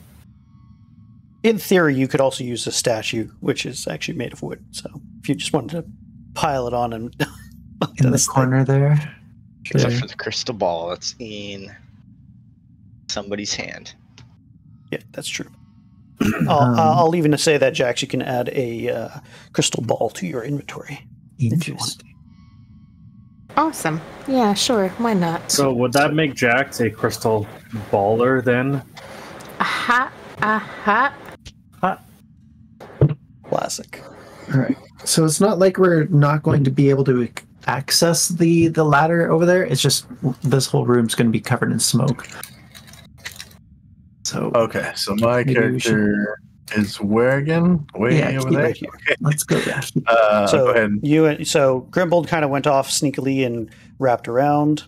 Back over here. You're kind of alone. There's a light coming from this direction. So I think Kinyaa'aanii was. Were you going to go down there? Yeah, I can go ahead and explore down there. Let's do it. You got a nice sneak roll, so you are sneaky. So. You are very sneaky. So as you get to this thing, you see a reasonably nice carved out bed and area here. Let me just quickly make a roll here. You are nice and sneaky, but let's see just how sneaky you are. You got an 18, correct? Yes, I got an 18. You come across this room, and as you sort of peer around the corner, you haven't been seen yet. You see a woman in a soiled white dress with faded out hair that's kind of grown old from age. Her hands are monstrous looking claws. But she's chained to the bed, kind of just laid back against the wall in the bed. She hasn't noticed you as of yet. And I'll just quickly show you. We haven't come across, we haven't come across any corpses for any of the three, for either her or Rose or Thorn, have we? No. Okay. No. You know Kinyaa'aanii, even though this ghastly-looking creature is quite emaciated and grotesque. It bears a striking resemblance to the photograph that is staring across from her from which your vantage point is. This you surely know to be a undead Mrs. Elizabeth Durst, chained to the bed. Chained to the bed? Yeah, she's got like shackles and stuff on her wrists. Interesting. Didn't know they were that kind of people who lived here. Well, there are all sorts of cultists down here. Are they fuzzy? No, they're not fuzzy chains. So yeah, what would you like to do, Kinyaa'aanii? She hasn't noticed you yet. Okay, so I'm really hesitant to go in without my crew, but I would like to go back and notify everybody who is in the stairwell that there is some interesting stuff going on in this bedroom, and would like all of us to investigate it all together. for the most of us as possible before we go to stairwell. You see everybody kind of cluster around over here. They've apparently found a staircase and ladder going up out of the out of this dungeon area. But yes, yeah. So Kinyaa'aanii comes by and reveals the chained body of Mrs. Durst over there, and might want to come together to do that. Yeah. So what do you guys want to do? Sure. Go ahead and lead the way, Kinyaa'aanii. Before that, my thought would be just see where this staircase goes. Is this like an escape hatch that we can run out of if need be, or would this lead us to more peril? Just to know our escape routes here. Did you want to go up first? Yeah, I'm happy to head up there real quick. Okay. All right. Crap, I have to. I guess It at least could- have one scimitar put away. Like, I mean, it's a hidden door, so you'd think it's some kind of an escape hatch or whatever. That's what it looks like. Yeah. So a little bit more direct route, but this actually goes straight up, and you realize that it is in the corner as you lift. It's very, very well hidden. It's not. There's no doubt that you would have missed it coming in. But you can lift, and it's actually underneath one of the statues of the wolves that were upstairs in the den. You see the fireplace. In fact, it's strange, but the place that you entered looks exactly the same. It's very large, it's very lovely and fanciful inside. But yeah, it basically leads right back to the hunter's den that you first entered when you came into the house. Well, I'll leave that wide open, I think, and come back down the stairs and let them know this is a good way for us to get out of here if worse comes to worse. Okay. Now, we didn't do the short rest yet, right? No, technically not. I didn't think so. Would you like to do that and do your Surname. burning of corpses thing? Yeah, I suppose so. What do you think, Zoltan? You think we're good here? I think we should be fine here. Like, the smoke may travel up, but it won't stop us from going up. Mm-hmm. So with that hatch open, the smoke should head up there. All right, that sounds good. All right, let's rest. And... Are you burning the statue? Or the carved person? Are you doing so, Zoltan? Do we need the statue? We don't need it, but do we want it gone? I am a mere carpenter and swordsman. I do not know about these things. Can we do like a history or a religion check to get more insight on who this person was? I can't remember if you told us. I've got a +3 to history, so I don't know if that'll help us here. Jax, you know that this was pretty much the same image of the person that you saw through the... great. Through the orb. Okay, so then I let everybody know that. Like, I mean, I see no particularly bad reason to not burn it, but I mean, I'm pretty sure that the guy that it is of will not be very happy if we do. Who read the note? Who read the note upstairs in the library that was in the trunk there? I think that was me. Okay. I could be wrong, but I think that was me. Yeah, you're pretty confident that this was Strahd von Zarovich, that not only you're seeing here, but that you saw reflected. If you remember the note sort of saying that he thought these people were pathetic, that he wasn't going to answer their prayers or anything like that, you can kind of come to the conclusion that they made this statue of him hoping to get power from him, but unlikely came about. So you're not sure whether he would be offended by you burning his statue, but he certainly thought very little of these people. So all right, let's fuck it up. Yeah, let's burn it. All right. I'll say that you guys basically put everything in this corner. Maybe this one or whatever. let's put it this one. Kind of pile the bones and the corpses of everybody that was in this room, and you can have yourself a good bonfire for an hour as you destroy the remains of these wretched creatures. These poor souls, actually. I really do feel bad and pity them. But did not want them to go unrest. Okay. Then we will go on from here. So yeah, you guys have burned a fire, made a big pyre here, bones. It's rotting, just disgusting, burning flesh. It was already fairly putrid. Now it's burning putrid, which is not much better, not worse. Smells like it is difficult. pork. It is kind of difficult to stay in this particular room right now. Yeah. With that fire going, it's a little distracting. So we'll probably go back in the other room.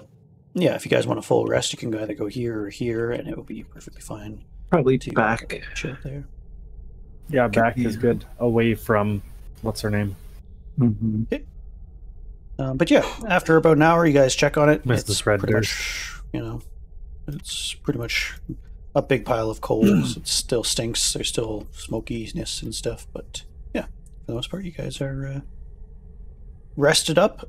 You can roll your 1 or 2 hit dice, Lunaris, if you want to get more hit points back.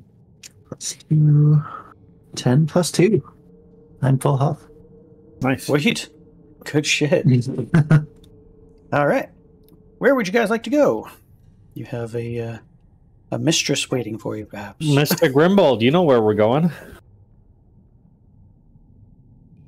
I only know to where the kitchen. Also. Kinyaa'aanii knows where we're taking going. those. Oh, whoops. Mr. Kinyaa'aanii, you know where we're going. Yes, we're going to go back where we came from. And there's going to be a door that is leading into a bedroom. I'll just turn these on just so we know where we.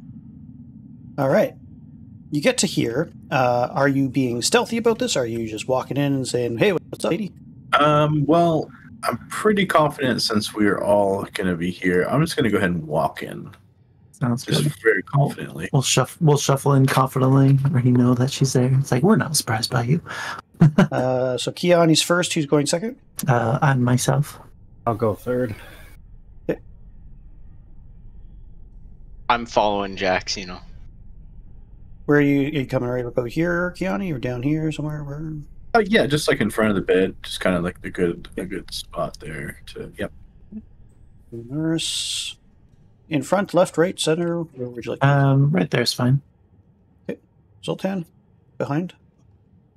As long as I can reach the whole room for slashing. Oh, speaking of which, before we do that, I will need to roll another d4 against myself. Yes. Oh. He burns. Grimbald, are you going to hang out here? Are you going to go in the room, pick up a spot? I'll stay closer to the doorway. Where are you? Way back here. You left me way the hell back there. What the fuck? I'll put you here. Grimbald, where are you? I'm at the back. Back here? Yeah. Okay. He's like, let's do it. All right. I saw what happened last time. I'm smart. All right. I'll put the rest here. All right. Perfect.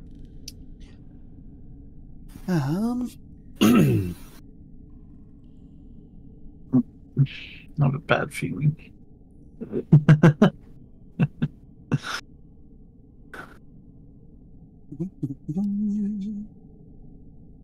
As you enter this room, which is lit by a torch and a pair of large iron candlestick holders, it contains a large wood-framed bed with a rotted feather mattress, a wardrobe, and an open crate containing what looks to contain a bunch of torches and a leather sack on top. At the foot of the bed is a wooden footlocker. Clearly a Mrs. Elizabeth Durst, decayed over great amounts of time and shackled to her bed, is dressed in her solid white robes, chained, and her red eyes, watch you constantly as you walk in. She doesn't move herself, just her eyes watch you. She smiles a grotesque and toothy smile, but doesn't say a word, simply watching you carefully. Hello. Hello there. She You, Adam. she smiles, licks her lips, and her extremely sharp teeth, kind of like this, and says, "Hello, my dear." Mrs. Durst, it's a pleasure seeing you here. I'm wondering what you're doing way down here in the basement. Dungeon, should I say, rather than in the beautiful mansion you have upstairs. As you ask that question,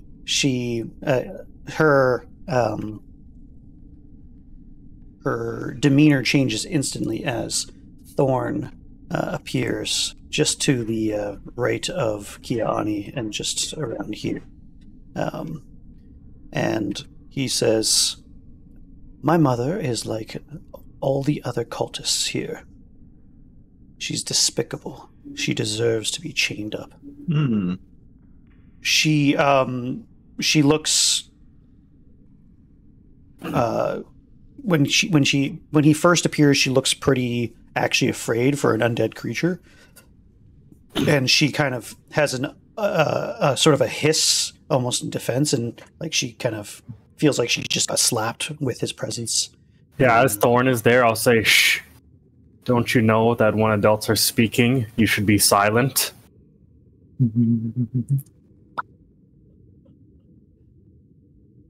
Oh, is that how it works? I understand.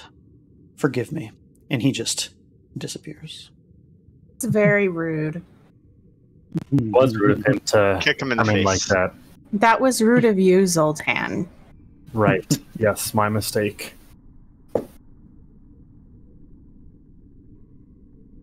Anyway, he disappears and she catches her breath, almost looks to suddenly compose herself and smiles. "Thank you for coming to visit me. You know how an old woman like myself enjoys visitors." Tell us Is there a what- reason that your son has you chained up? Sorry, Lunar, if you were saying something there. That's fine. That's more or less what I was. Yeah, she's like, "He's quite the chip off the old block, I must say. I did enjoy my daughter, of course, but she was far too demure. Something like my pathetic husband." And she kind of gestures, and you see his portrait on the other side of the room. Nods to him. It's too bad that we couldn't come to some sort of compromise when he seemed to come into his own, shall we say. She smiles grotesquely at this. Come into his own. What do you does mean that by mean? Oh, have you not noticed? He clearly has done no better for himself than we have. We called out to Strahd and the dark powers that are in this land, and we got precisely what we wanted. I got what I wanted. Eternal life. I am exactly what I wanted to be, and where I wanted to be. It was him who threw a tantrum and called out to some other power. You see it, don't you? Those glowing blue eyes, that doll he holds. I'm not sure what life is like in these lands, but where we come from, this does not look like life to me. Wouldn't you agree, Paladin? I'd like to know from Miss Durst's perspective why she thinks this is the life that she wanted or even deserves. I have wanted only one thing: survival. When our lands began to crumble because of that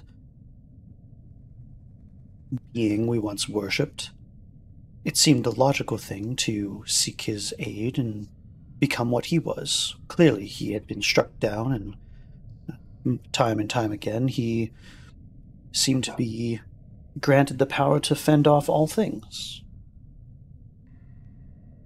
Just because you're powerful doesn't mean that it's right or just. The things that you people and even Strahd has done in the name of innocence is unforgivable. I can't believe what you did to your children. You did this to your children. I loved my children. I love my children. Their deaths were not my fault. The ceremony to become immortal went exactly how it was meant to be.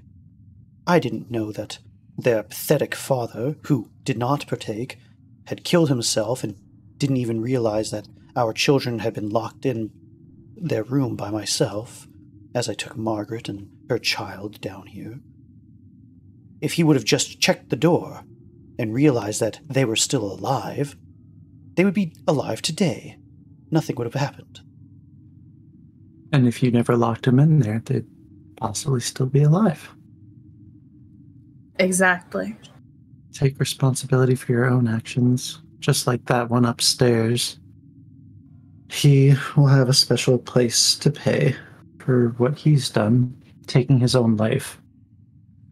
Oh, he's still around, I'm sure. This house does not let go of its company very easily, let alone those who built it into what it is. Just because Thornboldt has power now doesn't mean that he is always in control.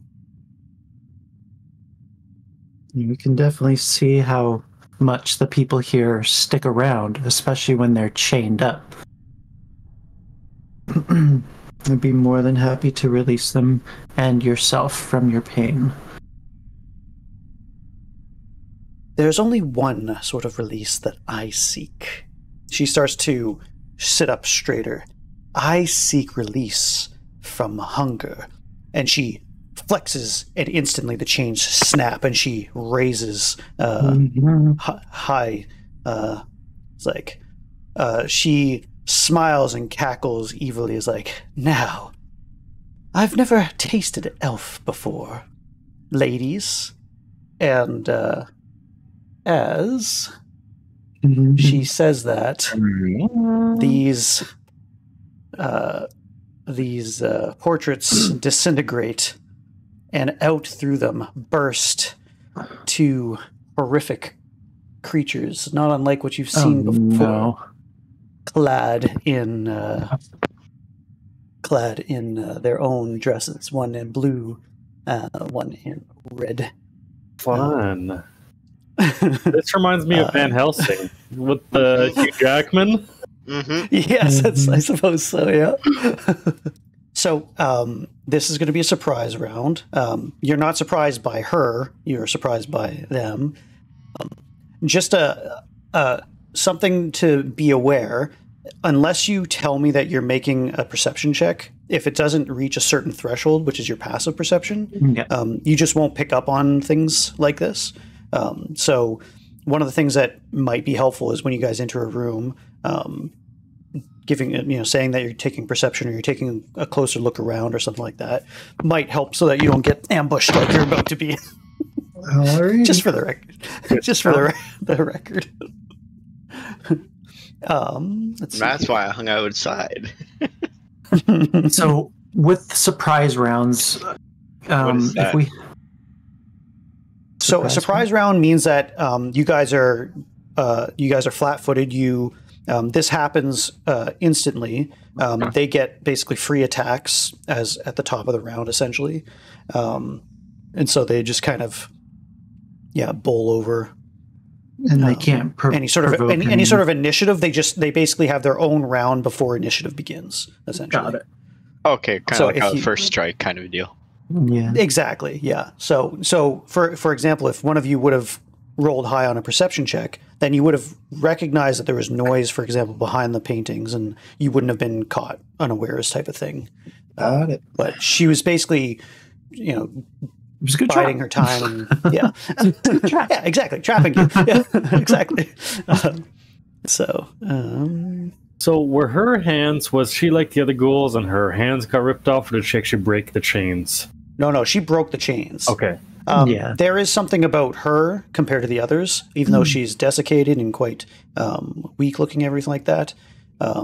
She is not the same as the others. She's quite clearly much more powerful of a creature. Same with these other two ladies here, or no? They look a little bit more like the ones that you had seen, but yeah.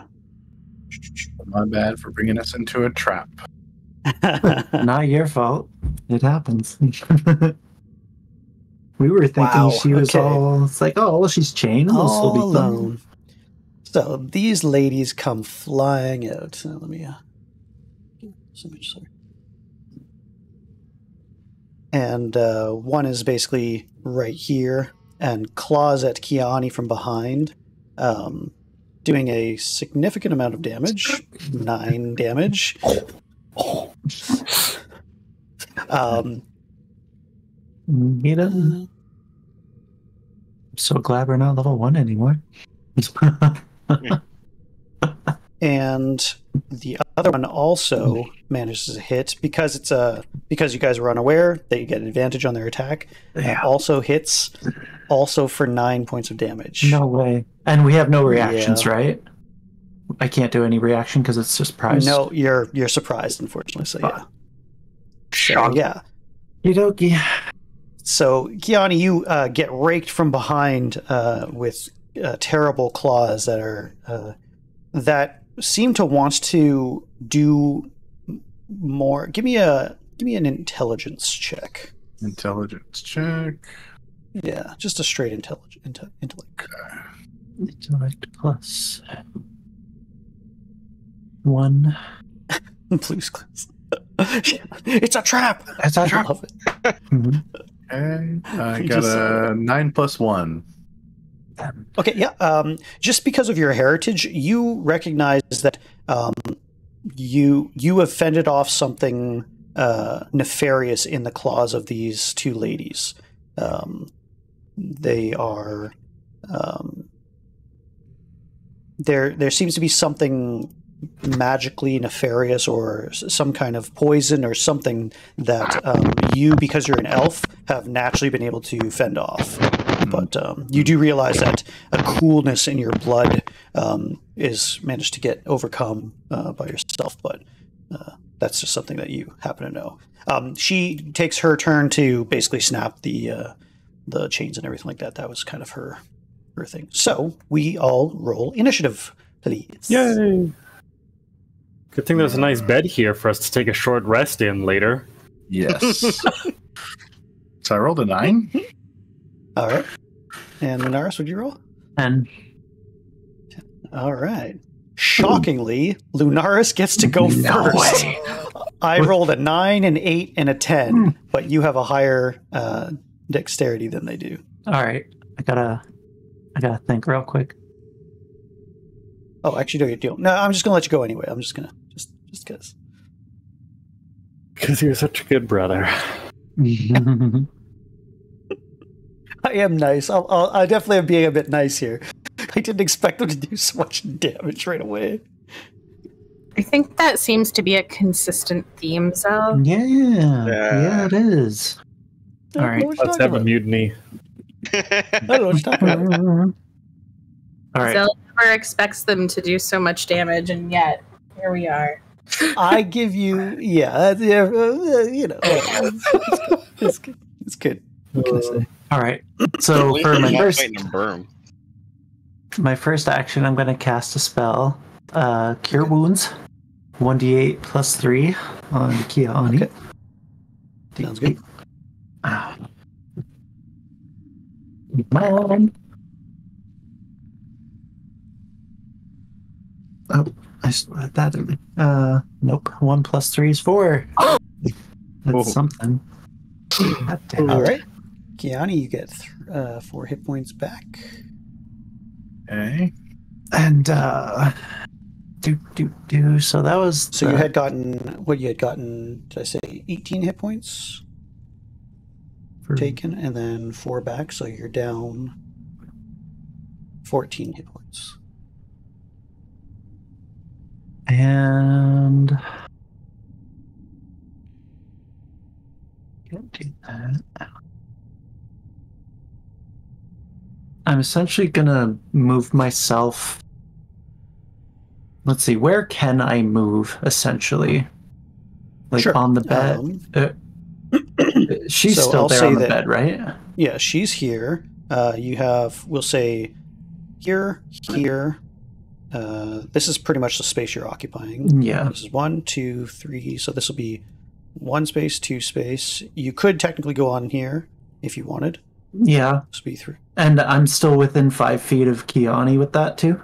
Yep. All right, I'm going to do that. I'm going to challenge her with my body. All right, sounds good. Lunaris leaps up onto the bed, protecting Kinyaa'aanii the best they can.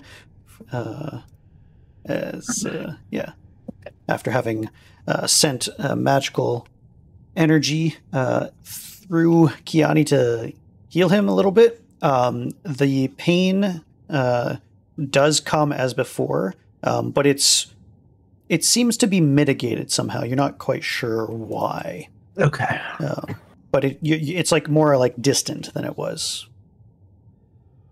Okay. All right.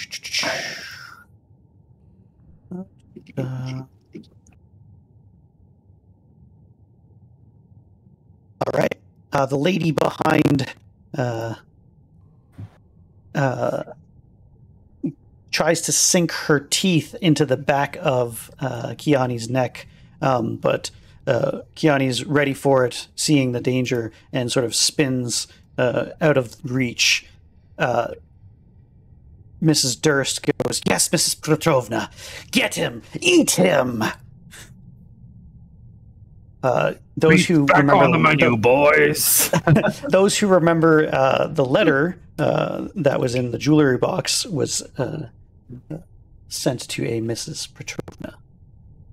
So clearly, this is that one lady. Let's see who else. We have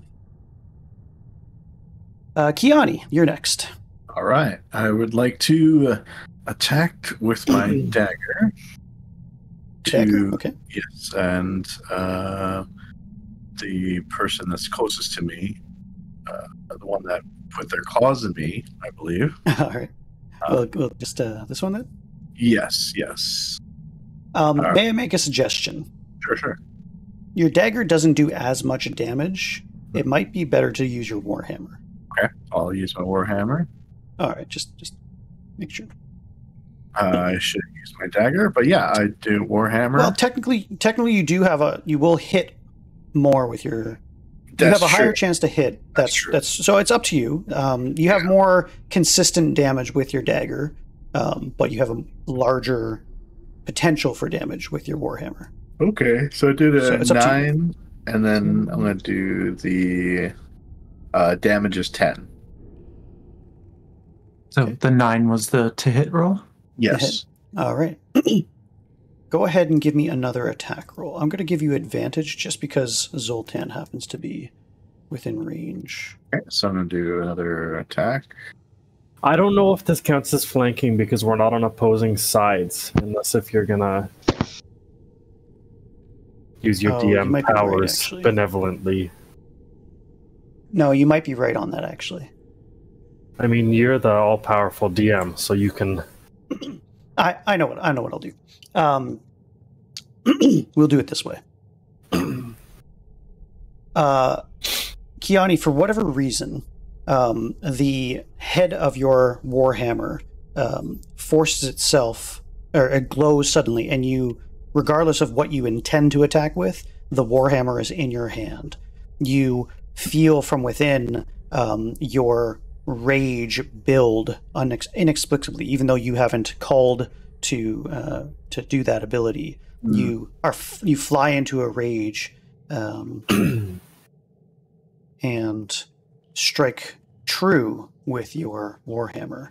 Go ahead and you did 10 damage, you said, right? Yes, 10 damage. And you also do an extra 2 damage because of your rage.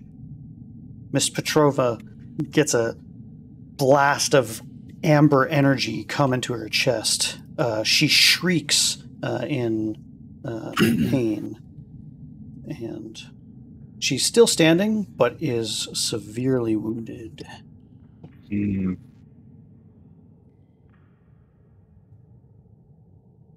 All right. It is now the fun time. Oh boy, that doesn't sound like fun. I roll so high. It's okay. All right. I'm ready.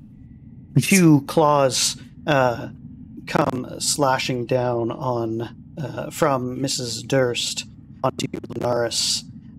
Please give me a Constitution saving throw. Please. Oh, really? Okie dokie. Well, Constitution. 20 plus 2. All right. You also recognize that there's some something nefarious happening with these claws, and they do 9 points of damage, but also you fend off somehow an effect that you can't quite put your finger on quite yet. Okay. All right. And then... Is anybody... Nope, another one. The ghoul.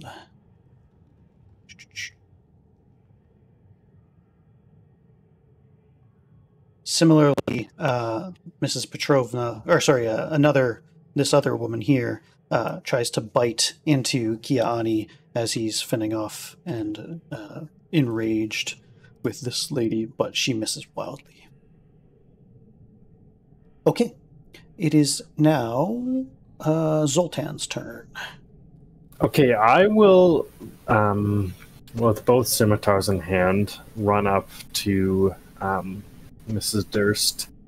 Okay. I don't want there to be a bit of a bottleneck back here, so I'll try to let everybody else kind of run in there, but I'll run up to Mrs. Durst and swing with both scimitars. Sounds good. Give me your attack rolls. First attack roll 15. Do we hit?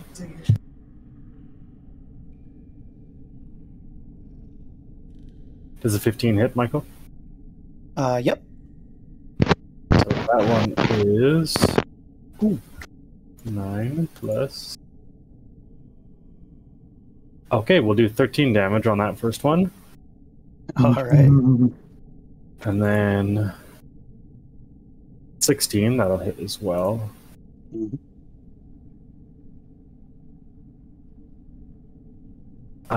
Another 13. Wow, how much altogether? Let me take a look here. I think, hang on, where did I go? Looking back at the rolls here.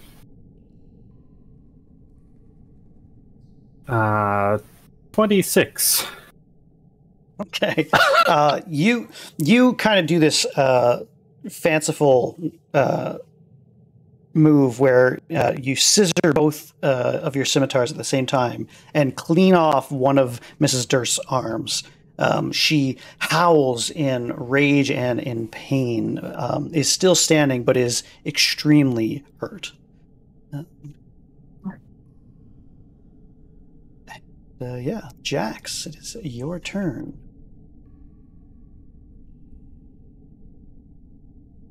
All right. Which one has the lowest health right now? The only one that's been hit. No, Mrs. Petrovna was hit as well. Oh, that's right. I would say technically this one is the most damaged, from what you can tell. Is that one range? What was that, sorry? Is that one like anywhere within my range, or do I need to move further into the room? You'd probably have to move here to get her.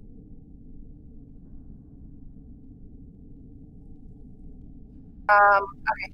I guess I'll do that. And then I want to use...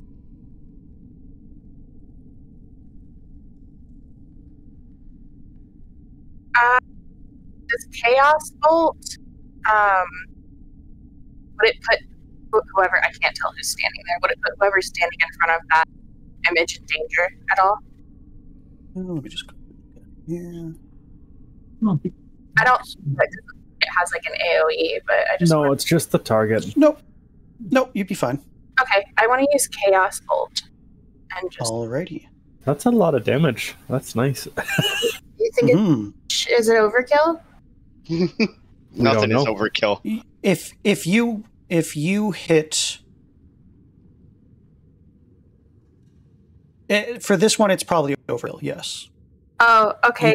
I'll hold on. You could either attack this one or this one, and it would probably be reasonable to do so. Would Lunaris be in the way? Nope. I'll say you should be fine. I would think this is probably the better target in terms of safety. I'll go with that one then. Okay. Also, when there's no AoE effects, no area of effect on your spell, there's no friendly fire in this game, so you don't need to worry about that. Okay. I would say at worst, if I was going to do that, it would be because you did a critical fail in your attack. That's the only time that I would consider kind of flavoring it up and making it so that somebody else gets hurt. But yeah, for the most part, unless it's like a fireball that does an area of effect, like Ian said, you should be fine. But yes, go ahead and do the +4 attack on. So 14. Oh, sorry, yeah. 14. Yep, that hits. And then I need to roll 2d8. Let me just double check. You know, for a level 1 spell, this is a complicated ass spell. So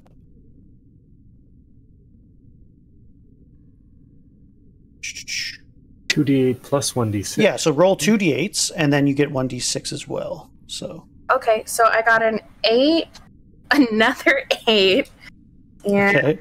You said d6 of this one. A 1. Okay. Yeah.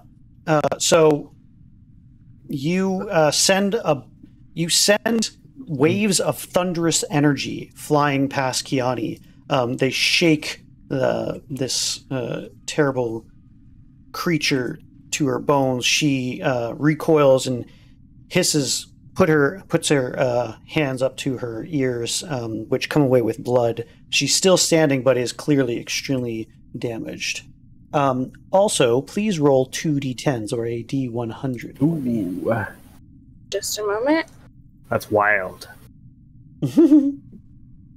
I got a 90 and a 60. Oh wait, no, that was 2 1. That I rolled it twice for 100. Sorry. So 90 was my first one. Alrighty. I actually forgot to explain to what happened last time. That's my bad. So I'll just double up the effect. As soon as you send off a bolt of this warbling, thunderous energy, you see that your hands disappear, and everybody else just realizes that Jax of Candlekeep no longer appears before any of you. I just appeared. Love that. So you are effectively invisible. Oh, so I'm not gone. I'm just invisible. No, you're actually invisible. You can't even see your own hands. You still know you're there, but you realize that okay. The rippling physically effect left of the chaos. The room. No, the rippling effect of the chaos energy covers your body, and it just makes you disappear. Love that. That's fun. Physically invisible. Yeah. New skill unlocked. Alrighty. It's exactly. I'm only doing that because it's the exact same that you rolled before. So you were supposed to go invisible earlier, but I forgot to say that. Okay, so I'm just super invisible now. Yeah, you're super invisible.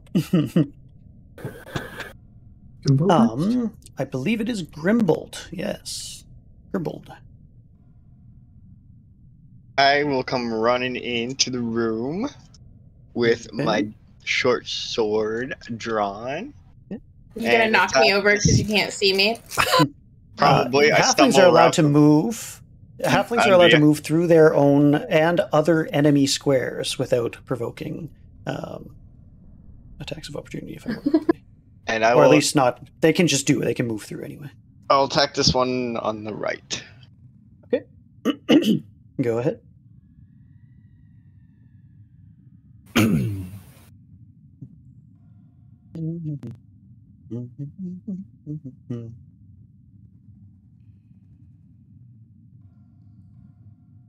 Got a 14 to hit. Yep, that hits. And not much for damage at 2. That's okay, because it's all you needed. The severely injured woman who took a massive smash in the chest cavity feels a blade slice through her ribs and just happen to poke her heart enough to finish her off. And she shrieks as she crumbles into the alcove and appears to be still and dead. Top of the order, I believe. Which means it is Lunaris' turn. Okie dokie.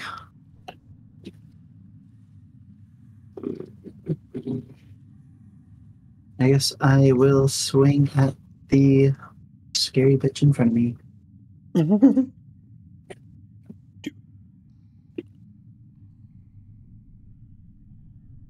What did I have? 4. 20 plus 4. Okay, yeah, you definitely did. What damage? Sorry, was that a critical? That was a 20 plus 4. Oh, nice. Yeah, do it up. So I think you get to double your damage dice. Is that what it is? Yeah. Double your dice, but not damage. It's not double damage. It's just twice the amount of dice, but not twice the bonus effect. That's right. So let's get this 6, 4. The look on your face, Michael. 3, 4. So 6 and 7 is 13 plus 2 is 15. In outrage at not only the attempt at your life, but at the horrible, awful creature in front of you and everything that she represents, you strike her down, cleaving off her other arm and cutting straight down through half of her chest. She screeches, but all that comes out is a gurgle of viscous blood that stinks a vile stench, and she crumbles to the bed, deceased. I told you I wouldn't hesitate to end you. Well, looks like we're not having our short rest here. Just I don't think you want to bed this down. No. Give me no. That's fine. That's it. Next is Kinyaa'aanii. All right. So we have enemies still in the room. So I need to attack. Because we have 2 left, right? I want the. Nope, just the one. Just the one. Okay. I am the main person, right? The strongest one, right? Nope. She the main lady just died. Yeah, oh, okay. Zoltan and Lunaris killed, so it's just this lady who has been killed, been severely injured by a thunderous chaos bolt from Jax. Okay, sounds good. Well, I'll go ahead and just use my warhammer. Sure. And I do 18 plus 4, 22, and then a 3 damage or 5 damage. Sorry, 5 damage. That's all it takes as you kind of baseball bat this woman's head straight into oblivion. It sort of explodes against the wall, and she falls dead as well. Now, as you are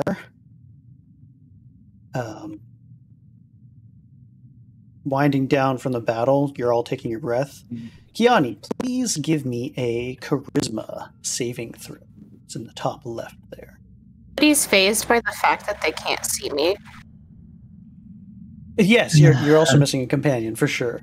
Lunaris has noticed. Yeah. Also, Jax, you are missing everything. Like you are see through. Well, I rolled actually a 4 minus 1, so a 3 charisma.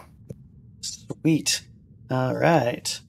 Kinyaa'aanii turns around and sees Grimbald. Grimbald, in Kinyaa'aanii's eyes, a glow of orange light is before you, and the hammer raises and swings at you without him being aware that you are not an enemy.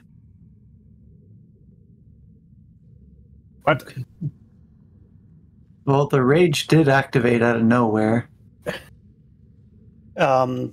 Because of your diminutive size and, Kinyaa'aanii just seeming to be completely enraged, he misses his swing.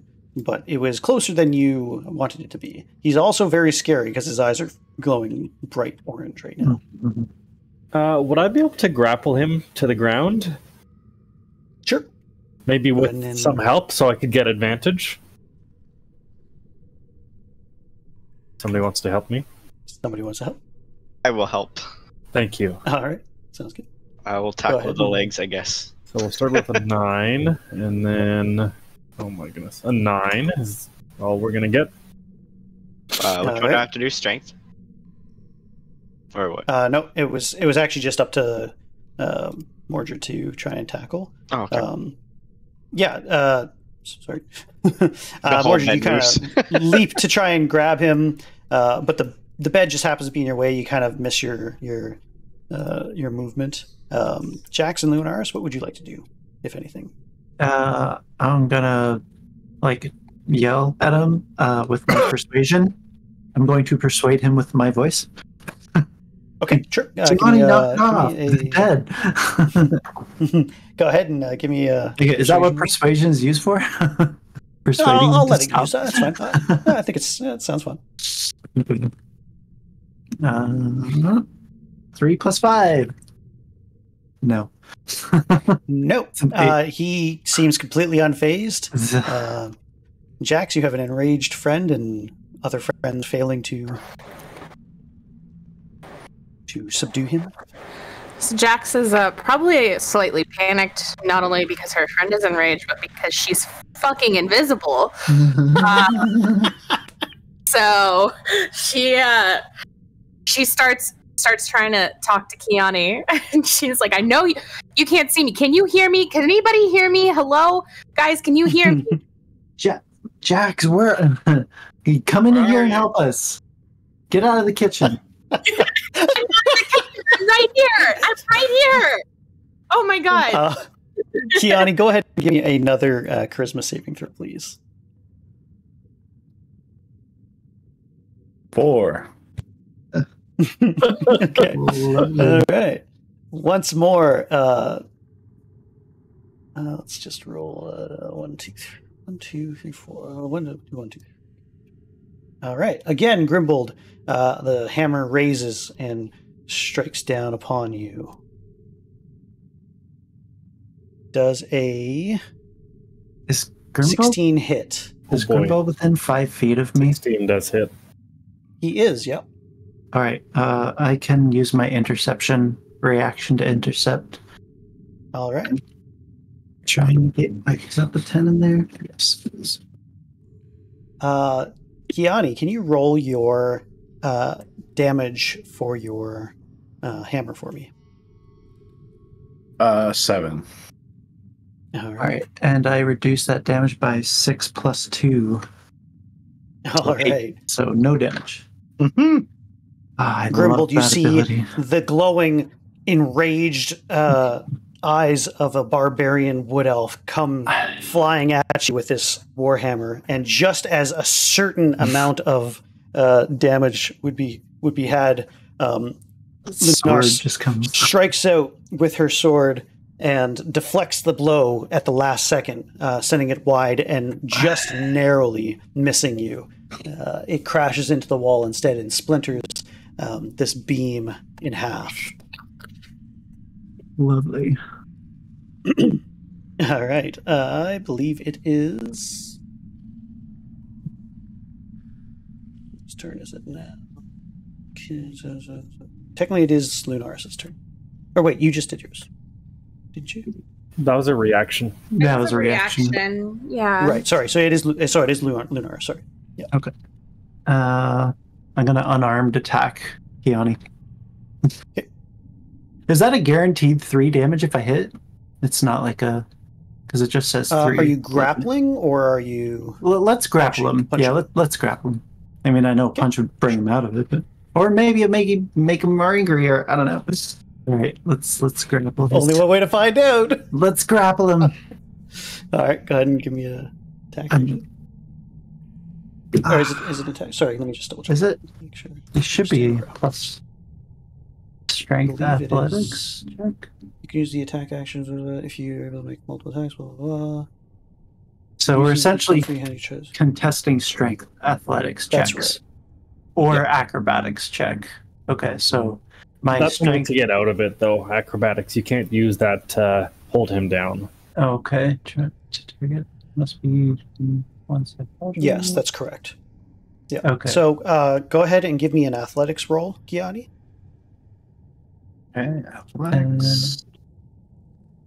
If you're able to make 20. Oh god. Something. All right, so what do I have to roll that too? Yep. Right? Okay. So I open it and it's a 7. Plus 4. No. Or is there no, there's no plus 4. I'm gonna say you have advantage on it because you have friends basically trying to surround and help. You do get the plus 4 for your strength bonus. Plus 2 actually. Strength bonus is 2. Okay. 17 plus 2 is 19. Just freaking shy. This is a tough 5'1" wood elf who, yes, even though you get a good hold on him, he just bursts out, gets your arms off of him, and is completely enraged at the moment. All right, next. All right, Zoltan.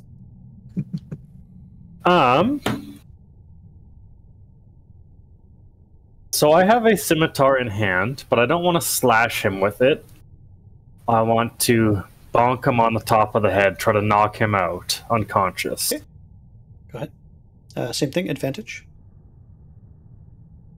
Okay, I'm glad I have advantage. 23. Finally. All right. Go ahead and do. I'm going to say it's like unarmed damage, so just do. It just says 3. Yeah, 3. Yeah, pretty much. Yeah, that's right. Okay, give me one more charisma saving throw, Kinyaa'aanii. The throw, charisma. Yep. Okay. Just the plus 0 there. Ooh, 17. Not just the hit that kind of shakes you loose. You do lose 3 hit points, but you suddenly come to yourself, realizing what's going on out of nowhere, and the amber glow loses seeps from your eyes, and at your desire, you can stop raging and can calm down. You're back to yourself. What the fuck just happened? And why am I invisible? Voice there. I'm right here. Where?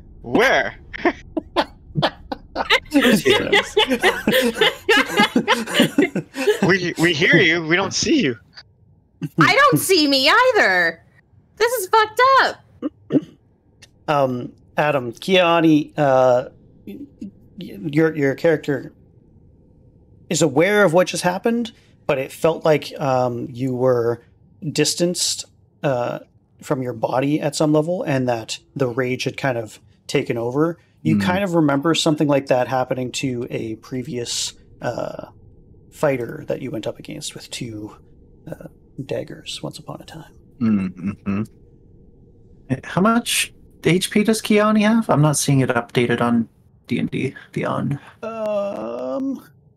You had lost. Oh yeah. Let me see. I hope I didn't kill him with that. Oh no, you killed him, so it should be okay. Let's do. Friendly blow to the face and you're dead. Yeah, seriously. Drop one person, they die. Punch another in the face, they die. All right. He is down to 6 hit points. So. So you have a new, slight goose egg on your head, in addition to the claw marks that are freely leaking some blood at the moment. So.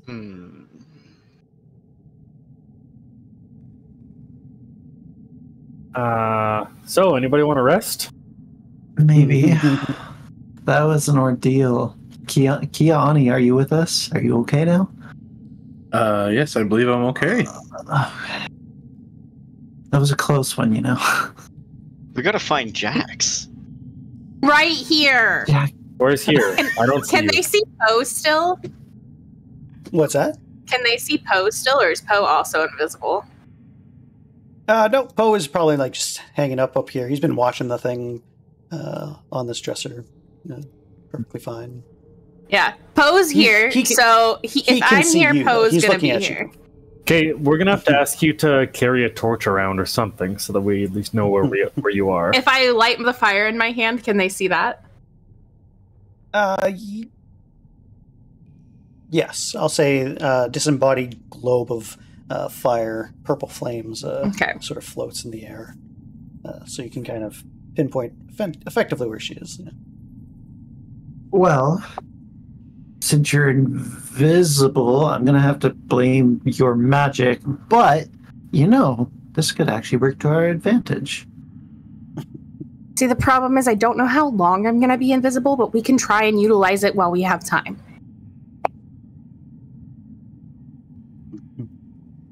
True. All right. Let's hold off on the rest just for now. And let's utilize this accident to our advantage. Send you down some stairs. Great. All right, Poe, let's go. Did we want to do a short rest or something to get some hit points back?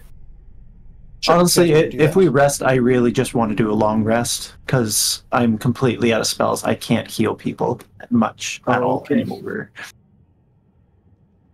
So we can do just a quick long rest, but once we do, the invisibility's gone. Probably. Hopefully. Jax, are you going to just go and explore just briefly, or? Yeah, go briefly explore while I'm invisible while they're talking about what they want to do. Sounds like something Jax would do. You guys just see this purple glow float off, and maybe Poe following behind. You notice that the chanting is coming from below here. There's a hallway this way, but it seems to have been caved in at some level. I kind of want to creep down the stairs a little bit. Okay. Yeah, you can go down and... Can I use perception to see if I hear anything else behind the door, or can understand anything about what's going on, or? Sure. Yeah. So the voices become louder and louder that have been chanting this entire time. Clearly, this is the source of where they're coming from. Let me just quickly bring this up for a second. There's another set of stairs. The words that you have been hearing this whole time finally become clear, and they just keep on repeating, "He is the ancient. He is the land. He is the ancient. He is the land. The end comes. Death be praised." And just repeats that over and over and over again. Can I check if the door is locked? It is not locked. I'm tempted to send Poe in there and then use message to get Poe to tell me what's happening inside the room. Sure, yeah. Stuff. message, I think, is only a one-way thing, is it? Or is it two-way? It says that you point your finger toward a creature within range and whisper a message. The target hears the message and can reply in a whisper that only you hear. So it's two ways. I'll be right back, Michael. I need to take a phone call. Sure. It's only 1 minute. It's 1 round worth of time. Yeah, so... Yeah, sure. So he flies downstairs. He goes for, a little ways. He stops kind of in the middle of the room that's below you, and then warbles a single response. Treasure. Oh, Grimbald. Exactly. As he says that, you see a wavering in your arms, and within a few seconds, your hands appear and the rest of your body becomes visible again. Okay. So I think it's time for me to start creeping my way back then, and hopefully Poe will join me. Sounds good. Yeah, you'll fly back. That didn't last nearly as long as the... It lasted 2 minutes. Yeah. Nice. All right. By the time you kind of got there. Oh, Jax, you're back and we can see you. Yeah, so there's that chanting. What were they saying again? He is the ancient, he is the land. They're saying Death comes the innocent. He is the ancient, he is the land. Death comes to the innocent. The end be praised. The end comes, death be praised. I apologize. The end comes, death be praised. So who's he? Is that Thorn, or is that? I don't know, but Grim, close your ears for a second, Grim. I need you to cover your ears. Why my ears? Just cover your ears, Grim. So, I sent Poe into the room, and there's apparently treasure in there.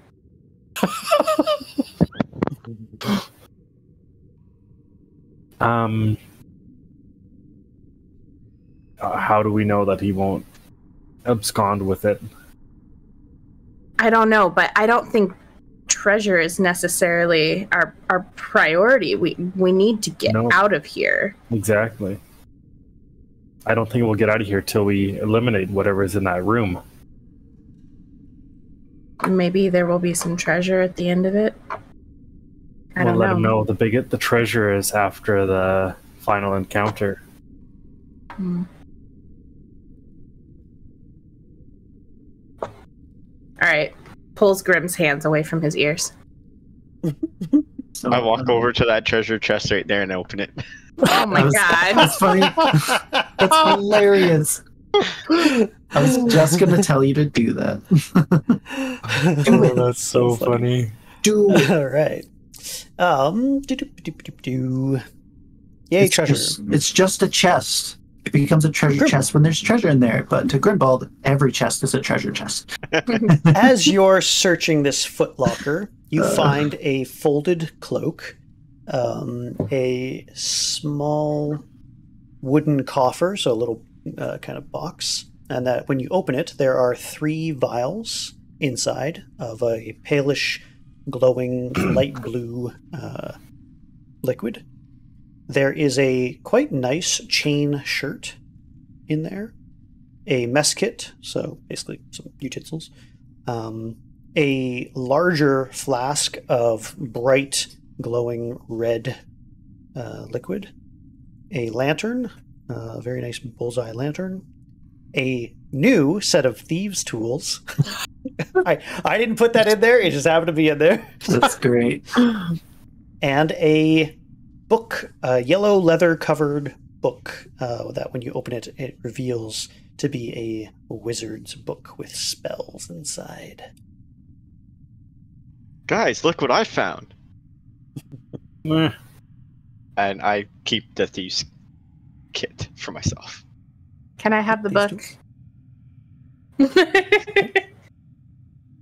So, Michael, quick question for you. I like books. Would a wizard's book help a sorcerer, or because their spells are casted not in the same manner? technically, what you can do with a sorcerer, with a wizard's book in general, is to use their pages as spell scrolls instead, and it uses up the magic of the book. So technically, anybody who has the ability to cast a spell, they can use these in that way as a one-shot. That usually diminishes its value. Wizards pay a lot of money for a spell book, but yeah, it is definitely possible. Diminishes its value when its user is dead too. So it's not like an artist where if they're dead it costs more, but yeah. But yes, there's 30 torches in this box here. Oops, this box here, and then on top of it, there's a bunch of candles as well. But yes, otherwise, that's what's in this room. So, like, do we take all of it? Do we, like, write that stuff down? None of that seemed too useful to me. I know a lot of it would be for you guys, but... Well, I have chain mail. Down. With the vials. I'll take the cloak. What do you guys see with these? I don't know much about potions. I would employ Shauna to do some detect magic, but I don't want her to, blow up the room. Jax? What is it? Yeah. The character's name's Jax. Shannon's name's Jax. Right. So, yes. We all know Shannon would blow up the room too. Shannon, you can do an intelligence arcana, so an arcana check to look at the vials if you want. I'll do that. 10, 13. You are confident, because they're a fairly common sort of thing, that the vials of blue liquid are potions of healing. Those could be useful. Maybe. Okay. How many healing potions are there? I think there was three. Three?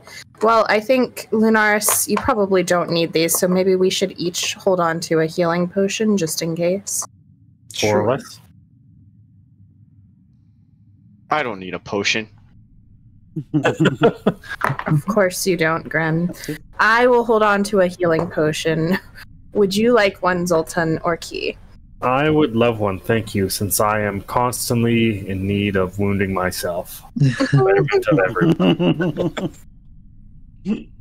Sounds good. Are they greater, normal, superior? They're just, yeah. You can't quite tell because you didn't roll high enough, but they are definitely the same across the board. I just need to know so I can add it to my inventory. Just write down potion of healing. You don't know what specifically. Okay. And then Zoltan and Kinyaa'aanii can add those to their inventory as well. Thank you. There's a flask left. A flask of red liquid. And a chain shirt.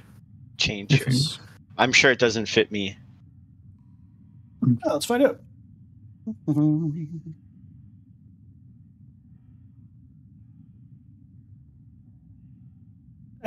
I literally said if it's above an 18 or an 18 above, it's a small shirt. It is actually going to fit you. I got a shirt. Is it mithril? It is not. It's just a chain shirt, but it is better than what you are currently wearing in terms of armor class. You said there was a cloak, right? There is a cloak. There is a cloak, yes. I would like the cloak. Can Grimbald wear medium armor? I don't think I can. It's a small armor. No, it's a small armor. That's what I rolled to see. I meant there's light, medium, and heavy armor. Chain shirt is a medium type. Yeah. Is it really? Oh, I thought it was light for some reason. There is no disadvantage for stealth rolls. You can't. So you're not proficient in medium armor. Gotcha. Yeah. I'm just a light armor. So none of us can use this? Nope. Well, I can, but it's worse than what I have. And it's too small. No, it's too small. Yeah. I just tossed it to the corner. You don't want to Keep it for later. Roll an intelligence roll for me. I